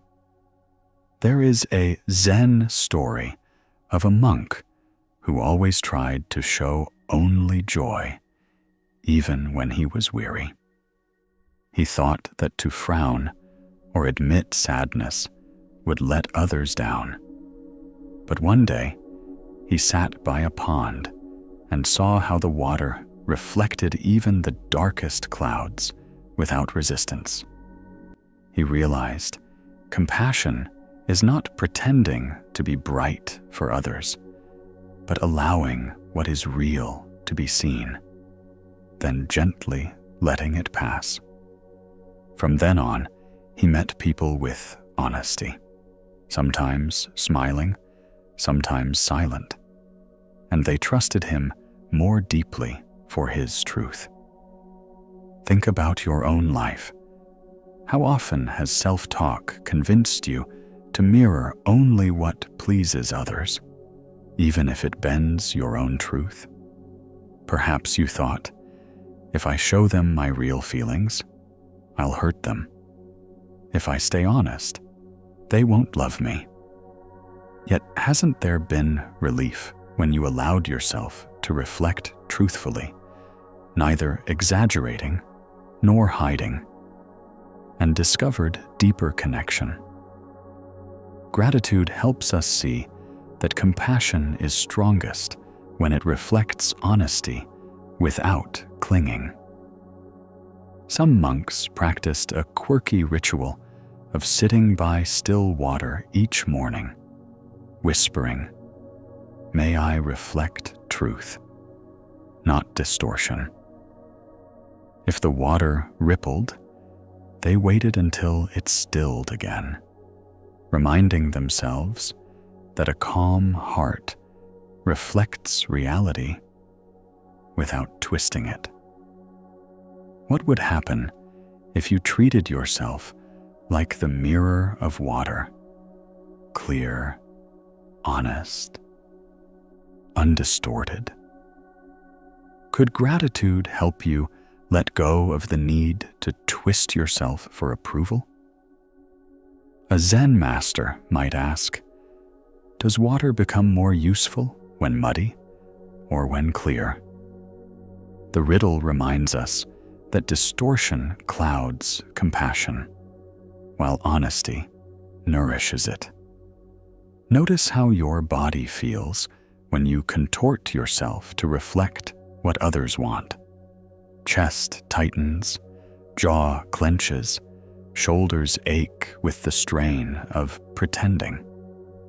But when you imagine yourself as calm water, guided by gratitude, body relaxes. Breath flows smoothly, shoulders soften, chest opens like the surface of a still pond. Imagine yourself tonight by a pond under starlight. Self-talk mutters, reflect only what pleases, hide what is real. But you lean close to the water. It shows you as you are, without judgment. Tired eyes, soft breath, beating heart. The reflection shifts as clouds drift by, but the pond remains calm. Gratitude rises in you. I too can reflect truth without clinging. without distortion. My compassion shines brighter when I am honest. There's another story of a hermit who offered water to travelers. Some laughed, some wept, some thanked him, some ignored him. The water remained the same, clear, cool, life-giving. When asked how he stayed serene, the hermit said, "I am like the pond. I reflect what comes, then return to stillness. Gratitude keeps me clear."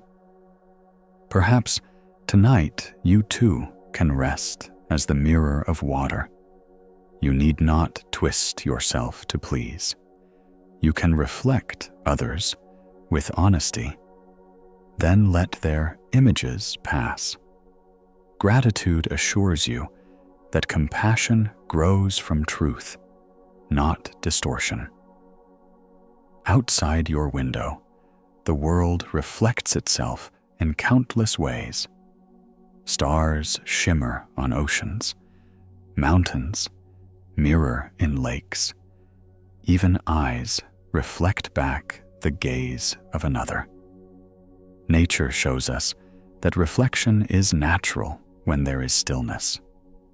The teaching of the mirror of water is this: negative self-talk insists you must distort yourself to be loved. Gratitude reveals that true compassion reflects honestly, shining with calm truth. So as you rest, imagine yourself as still water under a wide sky. Faces may pass, clouds may drift, but your surface remains clear, your depth untroubled. You reflect what comes, then let it go. Gratitude fills you like the gentle light of stars on water, reminding you that compassion grows from truth. With this stillness, you drift into dreams, water clear, heart at peace. The bridge of stones teaches us that compassion can carry us across the river of demands when boundaries are placed with care, step by step. Imagine a river flowing swiftly, its waters strong and restless. To cross without guidance would be dangerous, swept away by the current. But smooth stones have been set in place, each one firm and steady. With these stones, the crossing is possible, not all at once, but step by step, each placement sure, each pause deliberate. The bridge does not reject the river. It simply allows safe passage across it.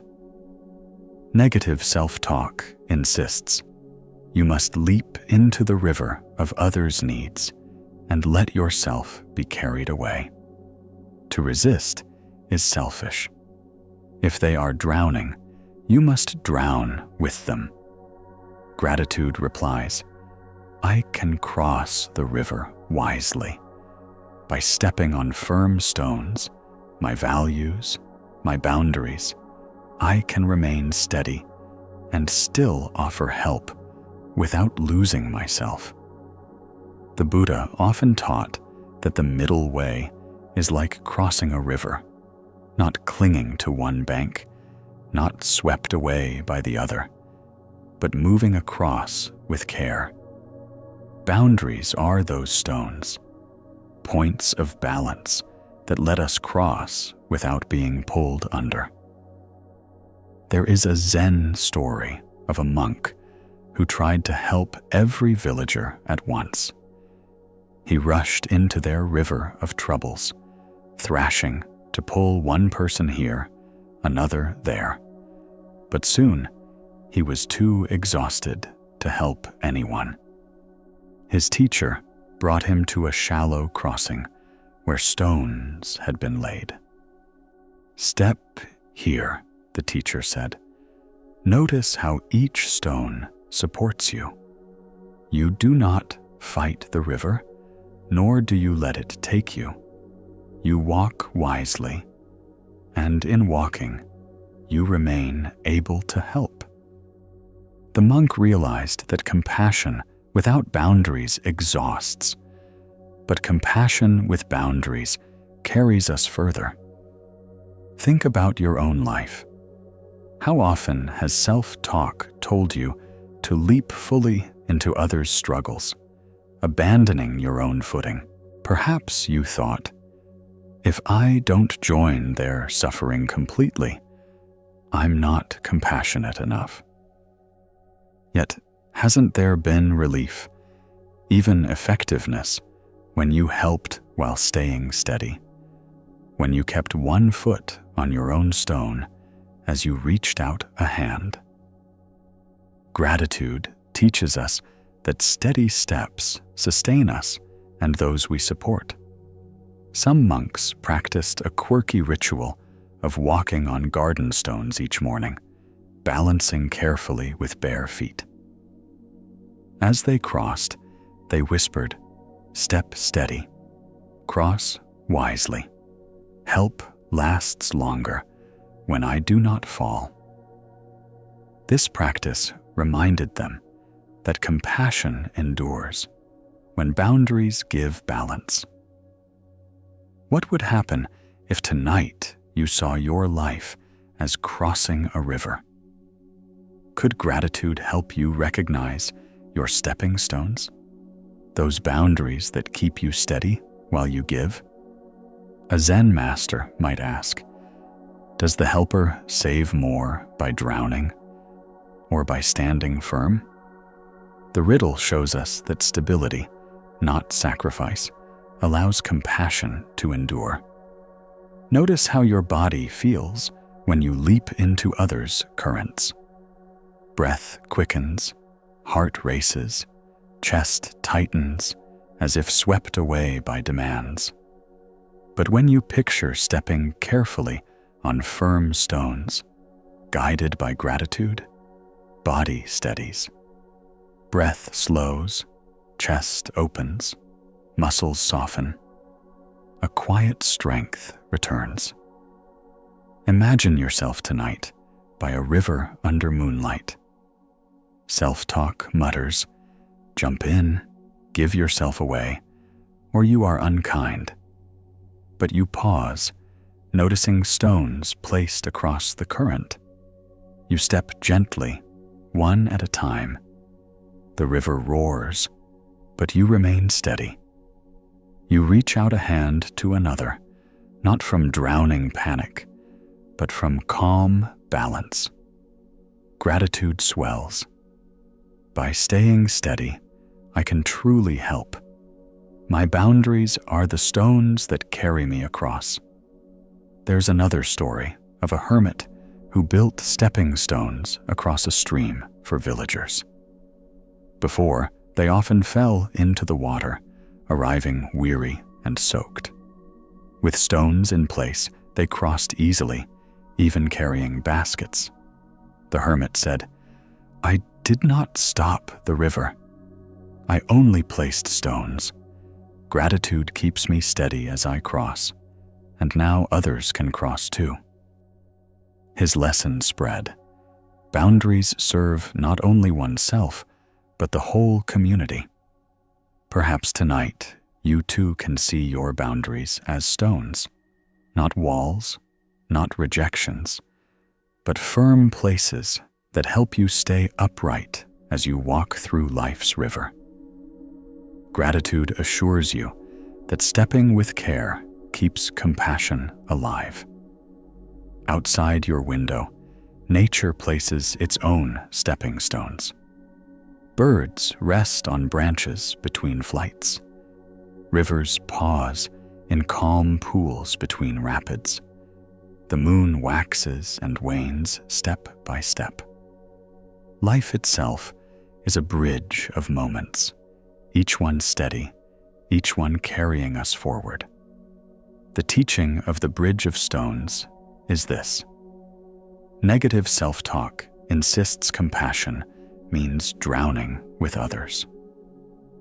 Gratitude reveals that compassion stands steady, step by step, on boundaries that sustain both self and others. So as you rest, imagine yourself crossing the river under the stars. Stones cool under your feet, water rushing but not sweeping you away. You step with care, steady and strong, offering a hand without losing your balance. Gratitude glows like moonlight across the water, reminding you that compassion shines brightest when guided by wisdom. With this steadiness, you drift into dreams, bridge of stones, heart at peace.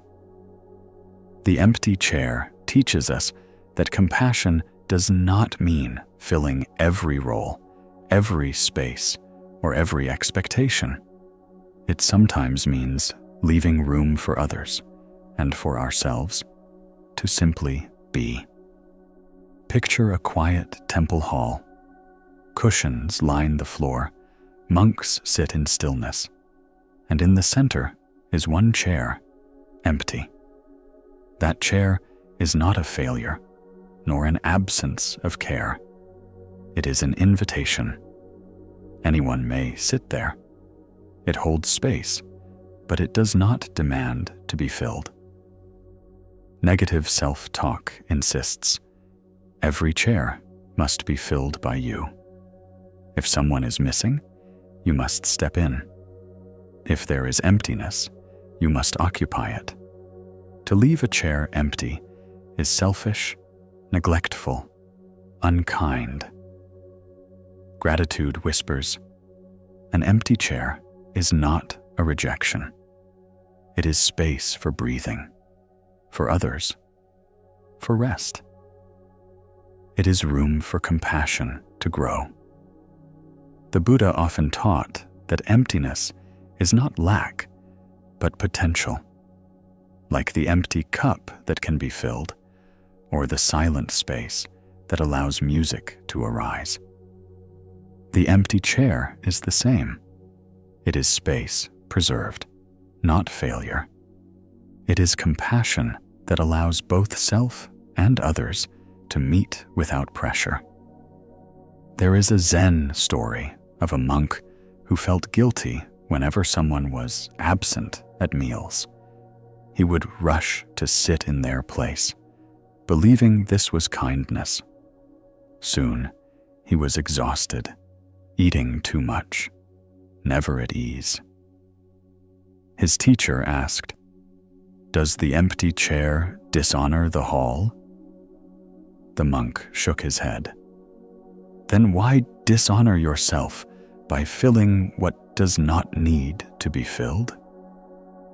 The monk learned that leaving space open was itself an act of care, allowing others to return in their own time, and himself to remain steady. Think about your own life. How often has self-talk told you that if you don't fill every space, every silence, every need, every role, you are failing? Perhaps you thought, if I don't speak up, I'll let them down. If I don't step in, I'm selfish. Yet, hasn't there been peace when you allowed emptiness to exist, discovering that others could fill it, or that it didn't need to be filled at all? Gratitude helps us see emptiness as sacred space. Some monks practiced a quirky ritual of leaving one cushion empty at every gathering. They whispered, "This is the cushion of compassion, open to whoever needs it most, even if no one sits there." This ritual reminded them that space itself can be kindness. What would happen if tonight you treated the empty chair not as neglect, but as generosity. Could gratitude help you rest in the spaces you do not need to occupy?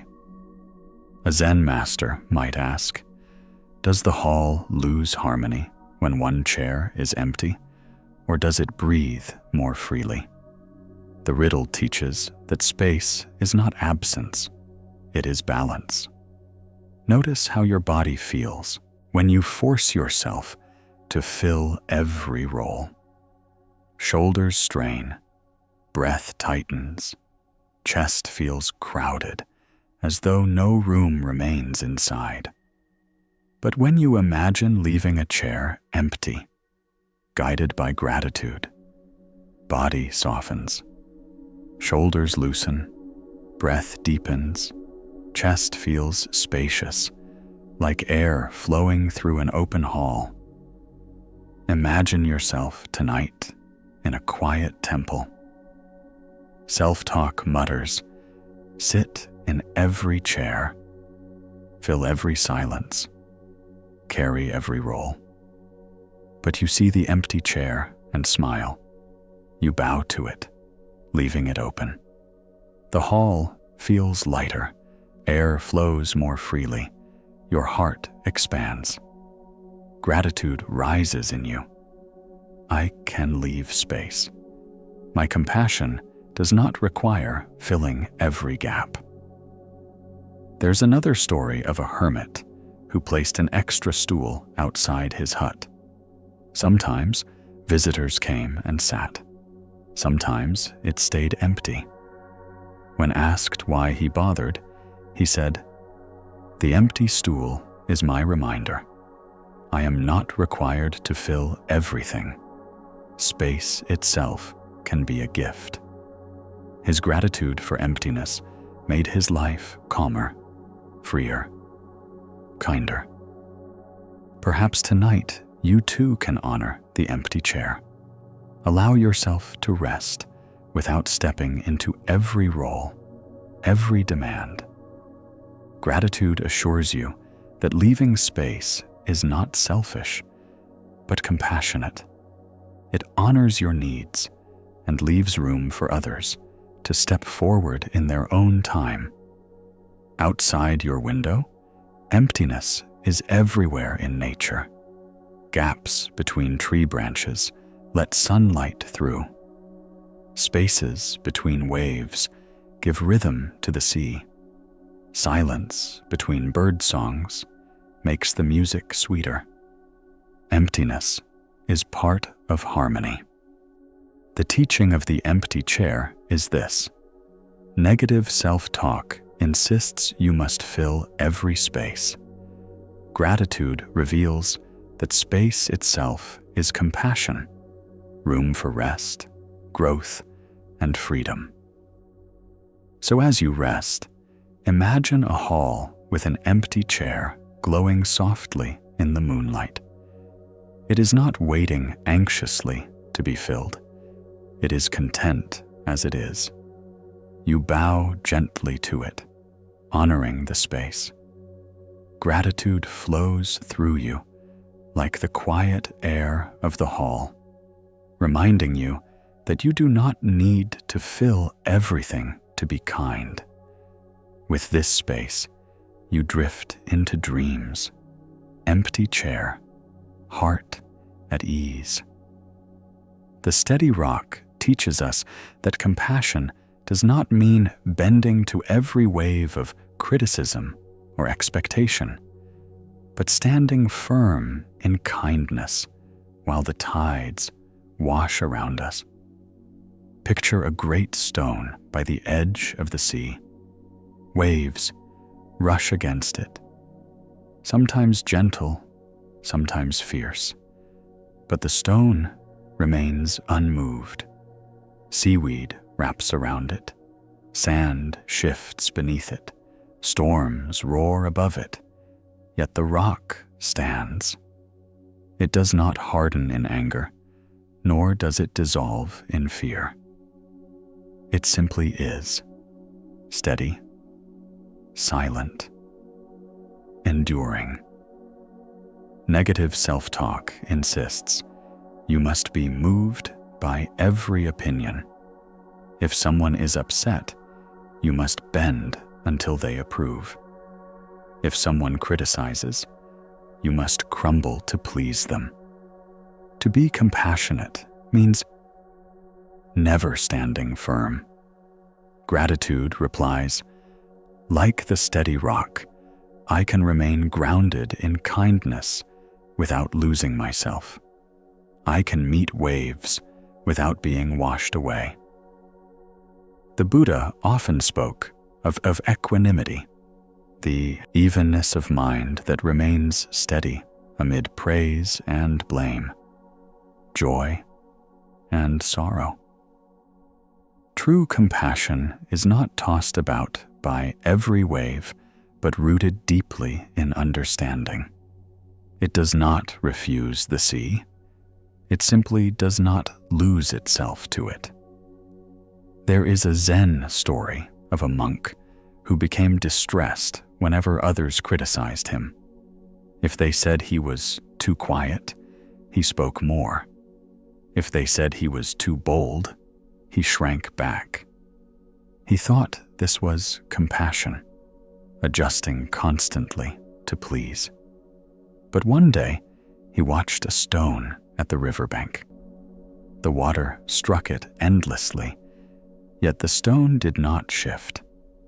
The monk realized that the stone's steadiness allowed the river to flow around it.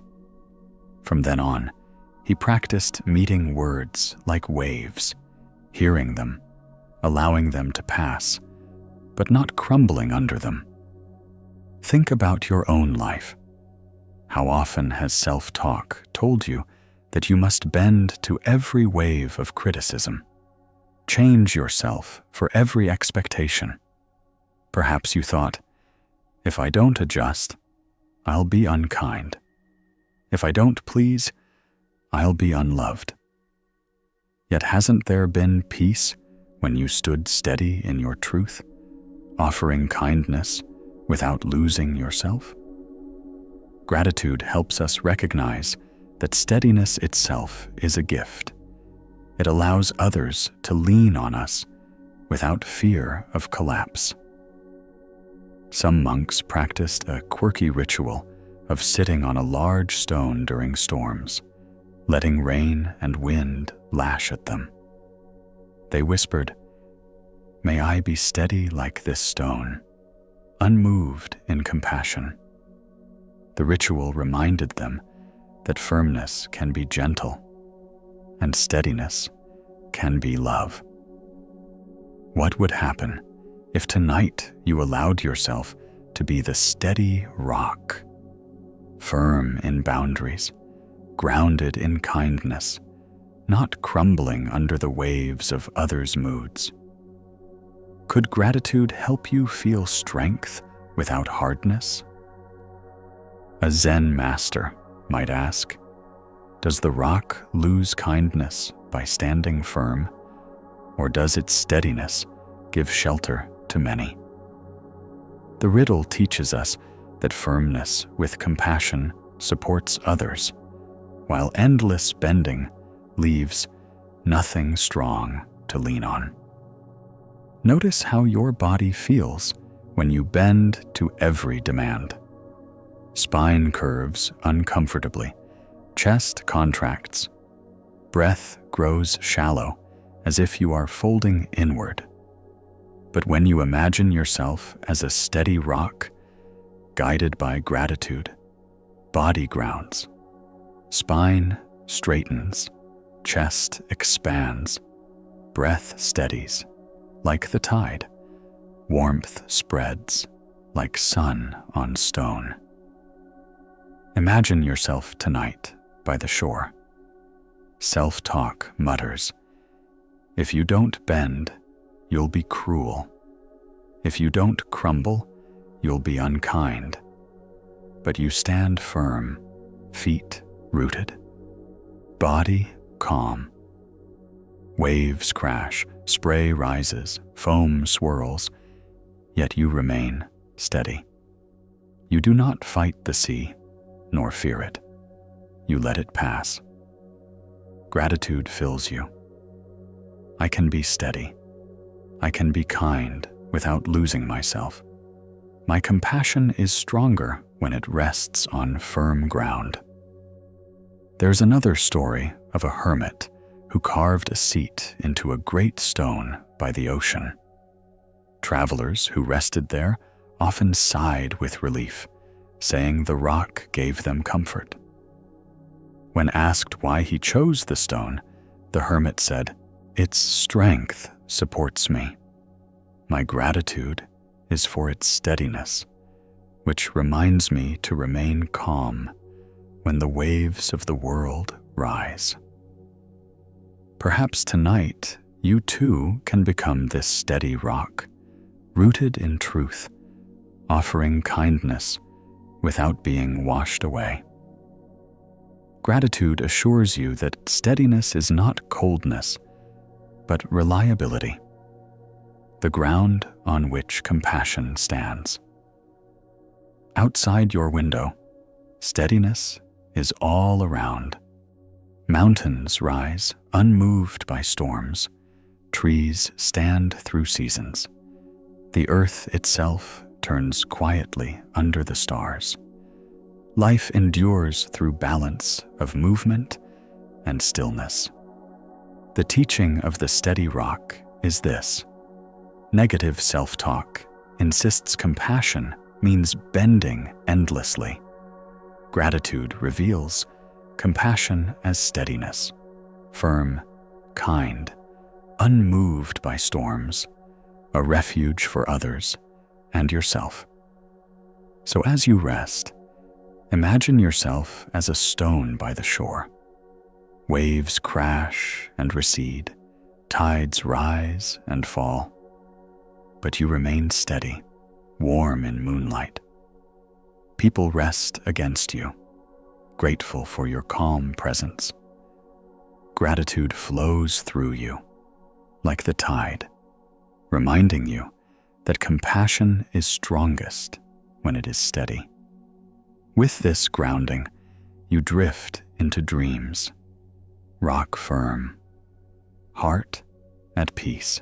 The paper lantern teaches us that true compassion glows most beautifully when it is protected, not from others, but from the winds of guilt and self-blame that threaten to extinguish it. Imagine a small lantern carried through a dark night. Inside it burns a soft flame, steady and golden. A traveler walks along a forest path, hands cupped gently around it, not to hide the light, but to shield it from the wind. When the breeze rises, she turns slightly, letting her palms guard the flame. The lantern continues to glow, lighting the path for herself and others. Negative self-talk insists, you must never protect your light. Let it burn for everyone, even if the wind blows it out. To shield your flame is selfish. To care for yourself means neglecting others. Gratitude whispers, I can protect my light and still share it. The lantern glows best when the flame is cared for.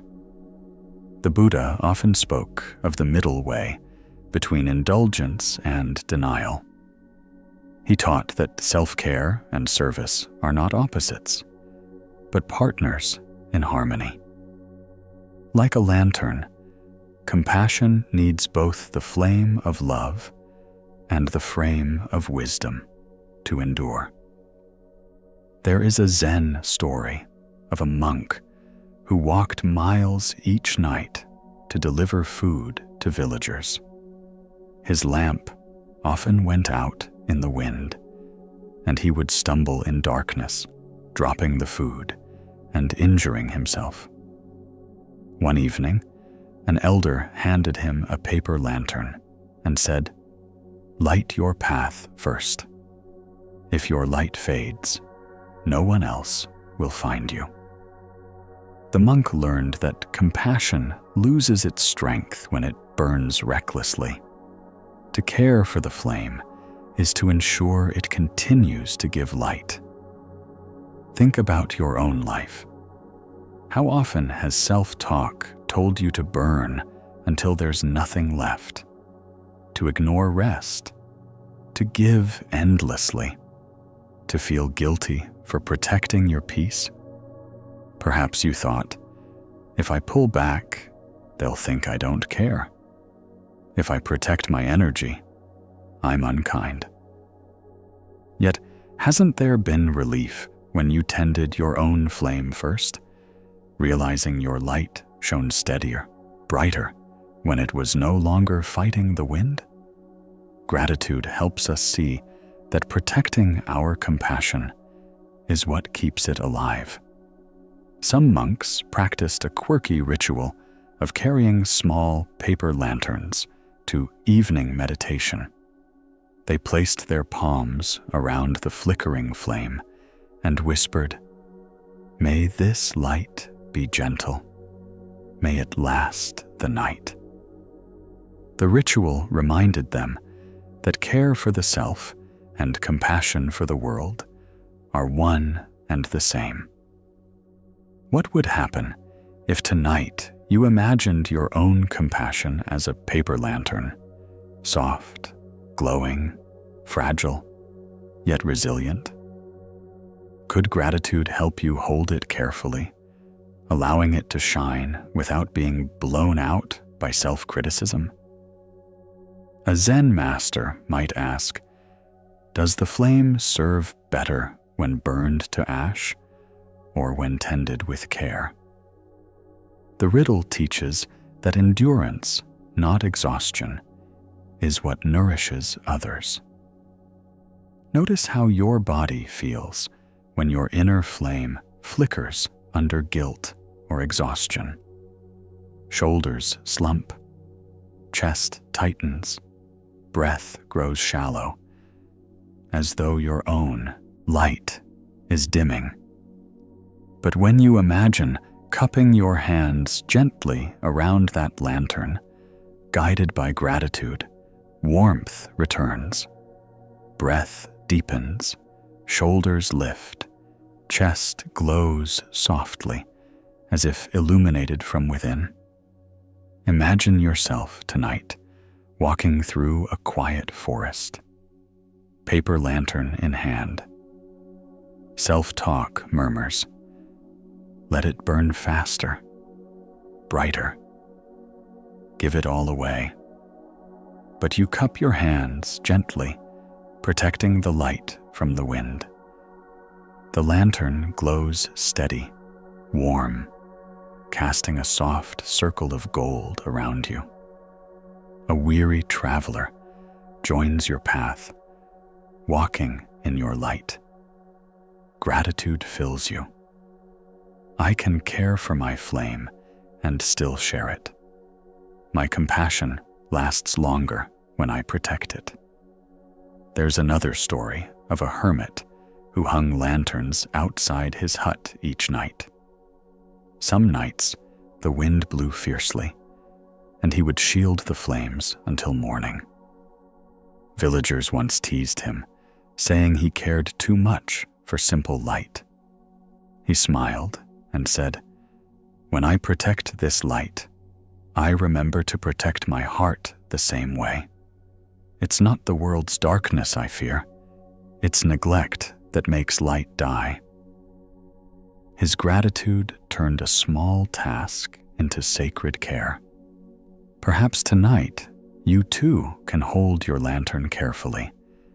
Protect your peace, not from others, but from the harsh wind of self-blame. Gratitude assures you that your light, when tended, becomes a gift for many. Outside your window, light and care dance everywhere. Fireflies blink softly. Stars burn in steady patience. Candles flicker behind curtains. Every light that lasts is sheltered somehow. The teaching of the paper lantern is this: negative self-talk insists compassion means burning yourself out. Gratitude reveals compassion as steady light, protected, enduring, bright enough to guide without being consumed. So as you rest, imagine your heart as a lantern glowing softly in the dark. Hands of gratitude cup around it, guarding it from harsh winds. The flame sways gently, steady and calm, lighting your path through dreams. You need not burn to ash to shine. You only need to care for the light that's already within. With this warmth, you drift into sleep, lantern glowing, heart at peace. The tea bowl teaches us that compassion becomes stronger when we accept our own cracks with gentleness rather than trying to hide them. Imagine a small ceramic bowl resting on a low wooden table. Its surface is smooth, but not perfect. A thin golden seam runs through a repaired crack. When sunlight falls across it, the mended line gleams softly, more beautiful than the bowl was before it broke. This is kintsugi, the art of repairing with gold, honoring the fracture instead of disguising it. The bowl does not pretend to be flawless. It is whole because it has been cared for. Negative self-talk insists, you must be perfect to be worthy. No one can see your cracks. Compassion means holding yourself together without flaw, without weakness. Gratitude whispers, my cracks are not shame. They are stories of care. Each one, mended by compassion, glows like gold. The Buddha often spoke of suffering as a teacher, the very ground from which wisdom blooms. When we meet our wounds with tenderness instead of judgment, we learn how to hold others with the same grace. The cracks in our bowl become pathways for light. There is a Zen story of a monk who broke his favorite tea bowl. He felt ashamed and hid the pieces. Days later, the master asked about it. When the monk confessed, the master simply smiled and said, "Bring the pieces to me." The master mixed lacquer with gold dust and repaired the bowl. When finished, the fracture shone like sunlight across its surface. "Now it is more beautiful," the master said, "because it has known care." The monk wept, not from sadness, but from the sudden realization that his imperfection had made him more real. Think about your own life. How often has self-talk told you to hide your wounds, to cover your struggles, to appear unbroken? Perhaps you thought, if they see my flaws, they'll leave. If I admit my pain, I'll burden them. Yet hasn't there been freedom, even healing, when you let others see your cracks and found love not in perfection, but in truth? Gratitude helps us understand that compassion begins with self-acceptance. Some monks practiced a quirky ritual each new moon. They would gather broken pottery, mend it slowly with sap and gold powder, whispering, "Each crack is a place where compassion entered." They displayed these bowls proudly in the dining hall, using them daily as reminders that brokenness and wholeness are not opposites. What would happen if tonight you imagined your own heart as a tea bowl, once cracked, now mended with gold? Could gratitude help you see the beauty in your scars, the strength in your softness?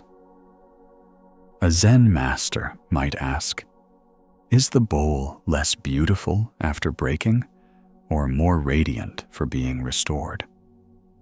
The riddle reminds us that healing deepens beauty, and gratitude turns pain into gold. Notice how your body feels when you hide your cracks. Chest tightens, throat constricts, breath grows shallow, as if you're holding everything inside to keep it from breaking again. But when you imagine revealing your golden seams, guided by gratitude, body loosens, breath deepens, heart expands, a quiet warmth spreads, as though light is shining through the very lines that once hurt you. Imagine yourself tonight, sitting at a low wooden table, candlelight flickering across a repaired tea bowl. Self-talk murmurs, "You must hide what's broken." No one wants to see your flaws, but you trace the golden seams with your finger, feeling their smoothness, their strength. The bowl gleams softly, radiant in its imperfection. Gratitude swells. I am whole, not because I am unbroken, but because I am cared for. My cracks are proof of compassion. There's another story of a hermit who kept only one bowl. It had been shattered and repaired so many times that gold covered nearly half its surface. Travelers who visited him often apologized for bringing their troubles. He would smile, pointing to the bowl. This still holds water. So does your heart. His gratitude for the bowl reminded him that compassion grows through every fracture, not despite them. Perhaps tonight, you too can see yourself as that bowl, once broken, now beautifully mended. Your golden lines are not shame, but testimony. You have endured, healed, and kept your heart open. Gratitude assures you that nothing is ruined that can still hold love. Outside your window, everything carries its own mending. Trees bear scars from wind, yet still bloom. Rivers carve valleys through stone. Even the moon shows its craters while lighting the night. Imperfection is nature's gold. The teaching of the tea bowl is this: negative self-talk insists only perfection deserves love. Gratitude reveals compassion in the cracks, the art of loving what has been mended. So as you rest, imagine yourself as the tea bowl, warm in your hands. Gold lines shimmer faintly in the moonlight. You do not need to hide them. They tell your story of endurance, care, and growth. Gratitude fills you like tea in the bowl, calm and fragrant, reminding you that brokenness is not the end. It is the beginning of tenderness. With this warmth, you drift into dreams, golden seams glowing, heart at peace. The wind chime teaches us that compassion does not resist every gust of emotion. It learns to sing with it, turning movement into melody instead of chaos. Imagine a bamboo wind chime hanging beneath the eaves of a small hut. When the air is still, it waits quietly, unmoving. When the wind rises, it begins to sing, a gentle, hollow sound that echoes through the valley. The chime does not fight the breeze, nor does it cling to silence. It allows the air to pass through, creating music from what could have been disturbance. Negative self-talk insists you must silence your emotions. If you feel too much, you are weak. To be calm, you must shut the wind out completely. Gratitude whispers, like the wind chime, I can let my feelings move through me. I do not need to resist to find peace. Even the wind can become song. The Buddha taught that emotions, like weather, are impermanent. Anger, fear, sorrow, joy, they arise and pass. When we grasp at them or resist them, we suffer. But when we allow them to flow through, awareness turns them into wisdom. The mind becomes like a chime, resonant, alive, peaceful. There is a Zen story of a monk who tried for years to control his emotions. Whenever sadness arose, he fought it. Whenever joy came, he feared it would fade. His teacher hung a wind chime above the temple gate and told him, "Listen." For weeks, the monk sat beneath it, hearing how each gust made it sing differently. He realized the sound was not a disturbance. It was life moving through air. From then on, when emotions came, he breathed with them, letting gratitude turn their movement into music. Think about your own life. How often has self-talk told you that to be strong, you must hide or suppress your feelings? Perhaps you thought, if I let myself cry, I'll lose control. If I feel anger, I'll hurt someone. Yet, hasn't there been relief? Even clarity? When you allowed your emotions to move through you, when you breathed, felt, and let them pass? Gratitude teaches us that sensitivity is not weakness. It is resonance. Some monks practiced a quirky ritual of hanging tiny bells inside their meditation halls. When the wind entered through open windows, the bells chimed softly. The monks whispered, "Let it sound. Let it pass." The bells reminded them that inner stillness is not the absence of motion, but the ability to move gracefully with it. What would happen if tonight you allowed your emotions to move through you, like the wind through chimes? Could gratitude help you find beauty in feeling instead of shame in sensitivity? A Zen master might ask, does the chime lose peace when it rings? Or does it express the peace of movement? The riddle reminds us that true calm allows motion. It does not depend on stillness alone. Notice how your body feels when you suppress emotion. Chest tightens, jaw clenches, breath freezes, as if you're holding back a storm. But when you imagine yourself as a wind chime, guided by gratitude, body softens. Breath flows freely, chest opens, and your inner air moves smoothly, carrying both sound and stillness. Imagine yourself tonight in a quiet garden beneath a veranda. A breeze stirs, and bamboo chimes begin to sing.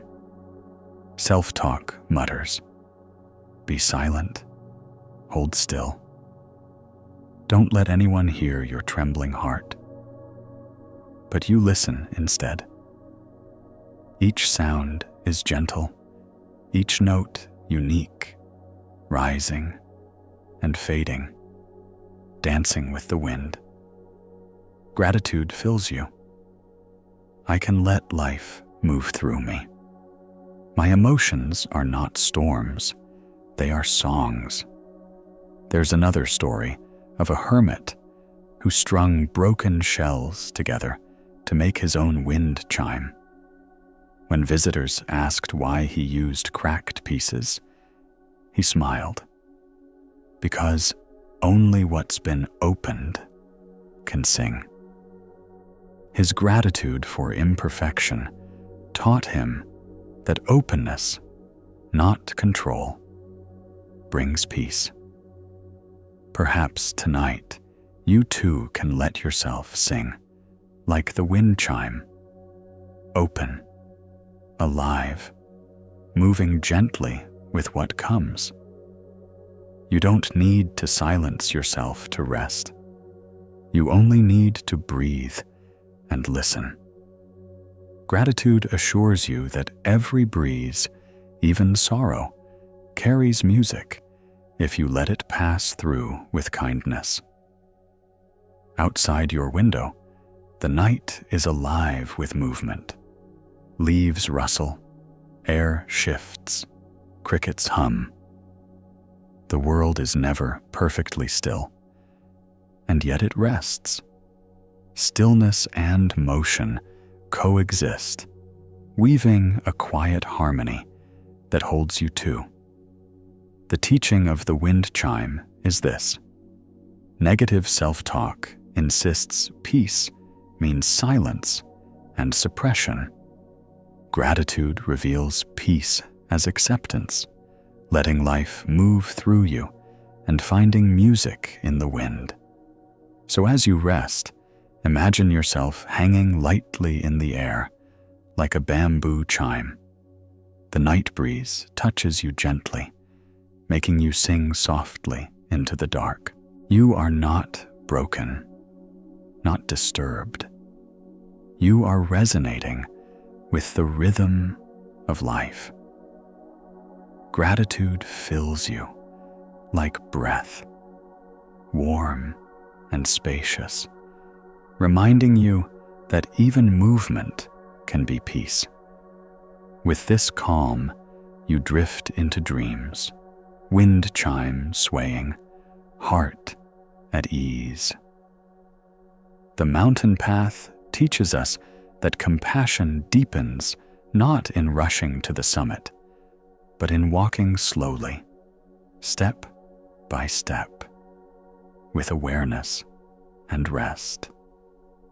Imagine a narrow trail winding up a quiet mountain.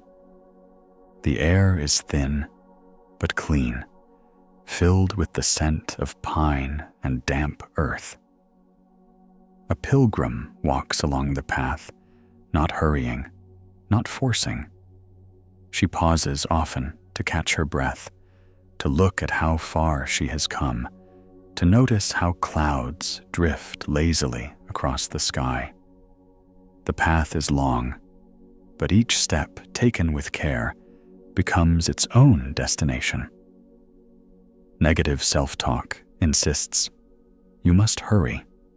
You must fix everything now, heal everyone today, arrive before the sun sets. To slow down is to fail. Compassion means sprinting uphill until you collapse. Gratitude replies, I can walk slowly. Every step, when taken with care, is enough. The mountain does not demand haste. The Buddha often taught that enlightenment is not a destination, but a way of walking. The path itself, each mindful step, each gentle breath, is the awakening. In slowing down, we notice life's subtleties, the way wind whispers through trees, the warmth of sunlight on our shoulders, the rhythm of our own hearts. Compassion, too, is learned this way, step by step, breath by breath. There is a Zen story of a young monk who grew impatient on pilgrimage. He wanted to reach the holy mountain quickly, believing peace waited only at the top. His teacher walked beside him, never rushing. When the monk complained, the teacher stopped and pointed at the view. Mist curling through cedars, a stream gleaming far below, distant bells from a village. "The path is the mountain," the teacher said. "Those who rush miss the summit even when they arrive." The monk slowed his pace, and in doing so, felt the quiet joy of being alive in every moment. Think about your own life. How often has self-talk told you that you're behind, that you must do more, be more, give more, always climbing, never resting? Perhaps you thought, if I slow down, I'll lose my purpose. If I pause, others will surpass me. Yet hasn't there been relief, even wonder, when you moved gently, realizing peace was already underfoot? Gratitude helps us remember that compassion grows not from urgency, but from presence. Some monks practiced a quirky ritual called half-speed walking. They crossed the courtyard so slowly that each footstep became a meditation. Between each step, they whispered, "Thank you for this one." It wasn't about moving far. It was about realizing that every step, however small, was sacred. What would happen if tonight you walked your own path slowly? Not through effort, but through attention. Could gratitude help you see that there's no summit to chase? Only this breath, this step, this unfolding? A Zen master might ask, if you race up the mountain, do you touch more of it or less? The riddle reminds us that rushing to arrive often means missing the view. Notice how your body feels when you rush through your days. Muscles tense, breath shortens, chest tightens as though time is an enemy. But when you imagine walking slowly, guided by gratitude, body softens, shoulders drop, breath deepens, each step feels lighter. You are no longer climbing a mountain. You are becoming part of it. Imagine yourself tonight on a forest trail. Self-talk mutters, hurry, achieve, prove, fix. But the air smells of pine and rain, and the sound of distant water stills your mind. You take one slow step, then another. The ground feels cool beneath your feet. Clouds drift across the peaks, and a single bird glides effortlessly above. Gratitude swells. I do not need to rush. Each step is the mountain. Each breath is peace. There's another story of a hermit who lived halfway up a mountain. Travelers often asked why he never climbed to the top. He smiled and said, "Every morning I begin again. The mountain greets me at every step. The summit is already here." His gratitude turned the climb itself into a temple. Perhaps tonight you too can walk the mountain path of your life without urgency. Each choice, each pause, each breath is part of your arrival. Gratitude assures you that there's no need to force progress. Stillness and movement are both sacred. Outside your window, life walks slowly too. Stars drift across the night sky. Rivers carve their valleys, grain by grain. Even flowers open at dawn, one petal at a time. Nothing in nature rushes, yet everything arrives. The teaching of the mountain path is this: negative self-talk insists compassion must hurry to be worthy. Gratitude reveals compassion as presence, one mindful step at a time. So as you rest, imagine yourself standing halfway up the mountain. The world below glows softly in twilight. Clouds brush the peaks above, and the air hums with silence. You take one slow breath, one gentle step. The path does not demand more. It only asks for presence. Gratitude fills you like mountain air, cool and endless, reminding you that every step is enough. With this calm, you drift into dreams, mountain steady, heart at peace. The returning river teaches us that compassion, when released freely, always finds its way back, just as water flows to the sea and returns as rain. Imagine a winding river under the morning sun. It curves through valleys and forests, around boulders and roots, carrying fallen leaves and whispers of the mountains.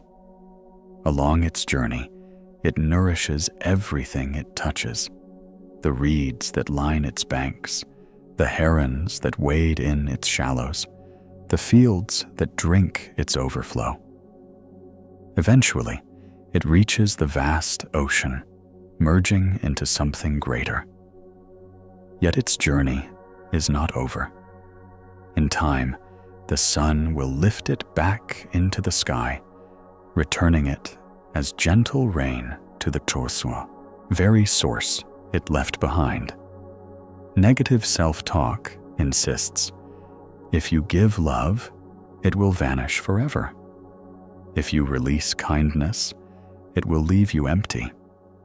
To keep compassion alive, you must hold on tightly and control where it flows. Gratitude whispers, like the river, I can let compassion move freely. What I release will always return in new form. Nothing shared from the heart is ever lost. The Buddha often taught the principle of impermanence, not as a warning, but as comfort. Everything changes, yes, but nothing truly disappears. What we give, we become. What we release, we make room for again. Compassion, when unbound, continues to circulate through the great rhythm of life. There is a Zen story of two monks who argued about generosity. One believed that giving away too much would leave them destitute. The other gave freely, even when their bowl was half empty. When asked how he could be so calm, he pointed to the river outside their monastery. It never hoards its water, he said. It flows on and on, yet it never runs dry. To withhold is to stagnate. To release is to remain alive. The other monk watched the river for many seasons and finally understood. The act of release is what keeps everything full. Think about your own life. How often has self-talk convinced you that giving will drain you, that kindness will leave you empty, that boundaries must mean scarcity? Perhaps you thought, if I stop pleasing others, love will stop coming back. If I let go, nothing will return. Yet hasn't there been peace, perhaps even abundance, when you gave from a place of balance and released what no longer needed to stay?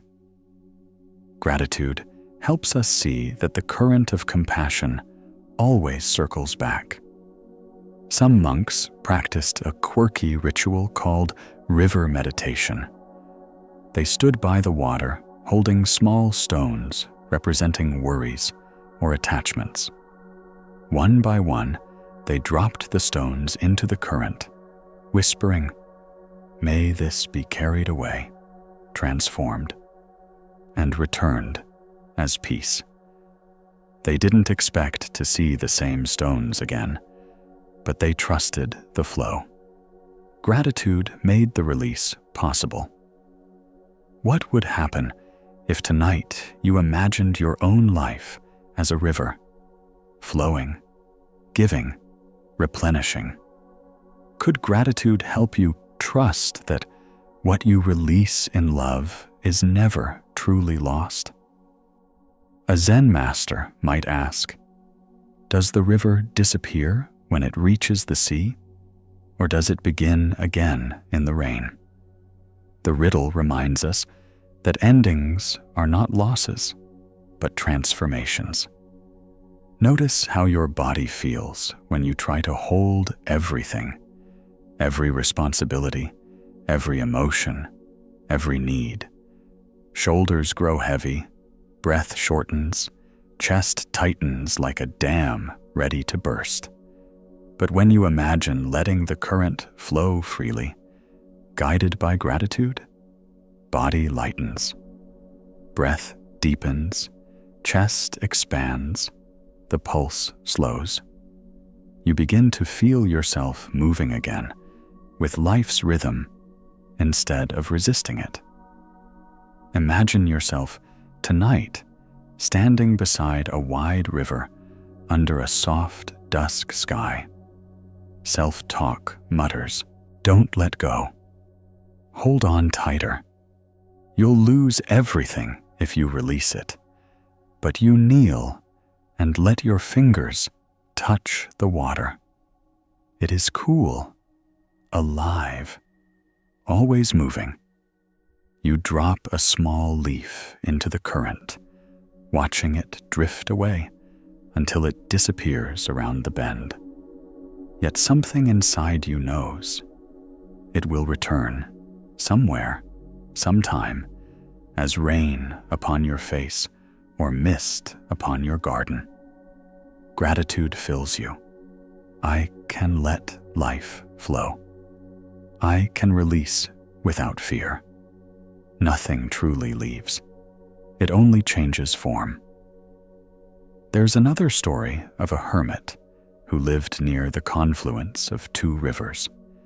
He often said, "Each morning I give my thoughts to the flow. By evening, they return as calm." Villagers thought it was poetry, but for him, it was truth. Gratitude for the river taught him that trust and letting go were one and the same. Perhaps tonight, you too can trust this rhythm.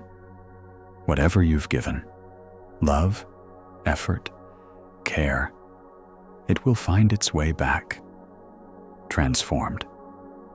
And whatever you release, guilt, exhaustion, worry, will dissolve into something kinder. Gratitude assures you that compassion, when freed, never dies. It circulates like water, quiet, vast, and eternal. Outside your window, the world echoes this truth. Clouds release rain. Rivers return to the sea. Tides come and go, endlessly renewing. Even your own breath is a river, flowing out, returning in, a constant cycle of giving and receiving. The teaching of the returning river is this: negative self-talk insists that letting go means loss. Gratitude reveals that release is renewal, that what we give in compassion always finds its way home. So as you rest, imagine yourself lying beside that river, its song soft and endless. Water flows past, carrying away what you no longer need, returning peace in its place. The stars shimmer above, and the sound of the current lulls you into stillness. Gratitude flows through you like that same water, gentle, rhythmic, infinite, reminding you that compassion never ends. With this quiet knowing, you drift into dreams, river flowing, heart at peace. Now the journey softens. The river fades into silence, the mountain into mist, the night into stillness. Your breath slows, each inhale rising like the tide, each exhale drifting away like foam returning to sea. The stories we've traveled through tonight, all their lessons, all their symbols, begin to settle inside you. They are no longer tales from afar, but whispers from your own heart, reminding you that peace has always lived within. Feel the weight of the day dissolving, like sand washed smooth by waves. There is nothing to fix, nothing to prove. Every emotion, every boundary, every act of kindness, each one has shaped you. As rivers shape stones, as wind shapes dunes. Even your weariness is sacred. It is proof that you've loved deeply, tried sincerely, and cared fully. Imagine your heart as a lantern, glowing softly in the dark. Around it, gratitude gathers like gentle hands, shielding the light from wind. You are safe. You are steady. You are enough. Outside, the world continues its quiet rhythm. Trees breathe, rivers flow, stars shimmer. You belong to this stillness. You always have. As your breath deepens, let gratitude cradle you into rest. Feel the warmth of it spreading through chest, arms, and legs until your whole body hums with ease. The mind, once busy, now floats like a leaf on calm water. Peace does not come from effort. It comes from remembering. You are already whole, already loved, already home. Let go now. Drift gently. The river carries you.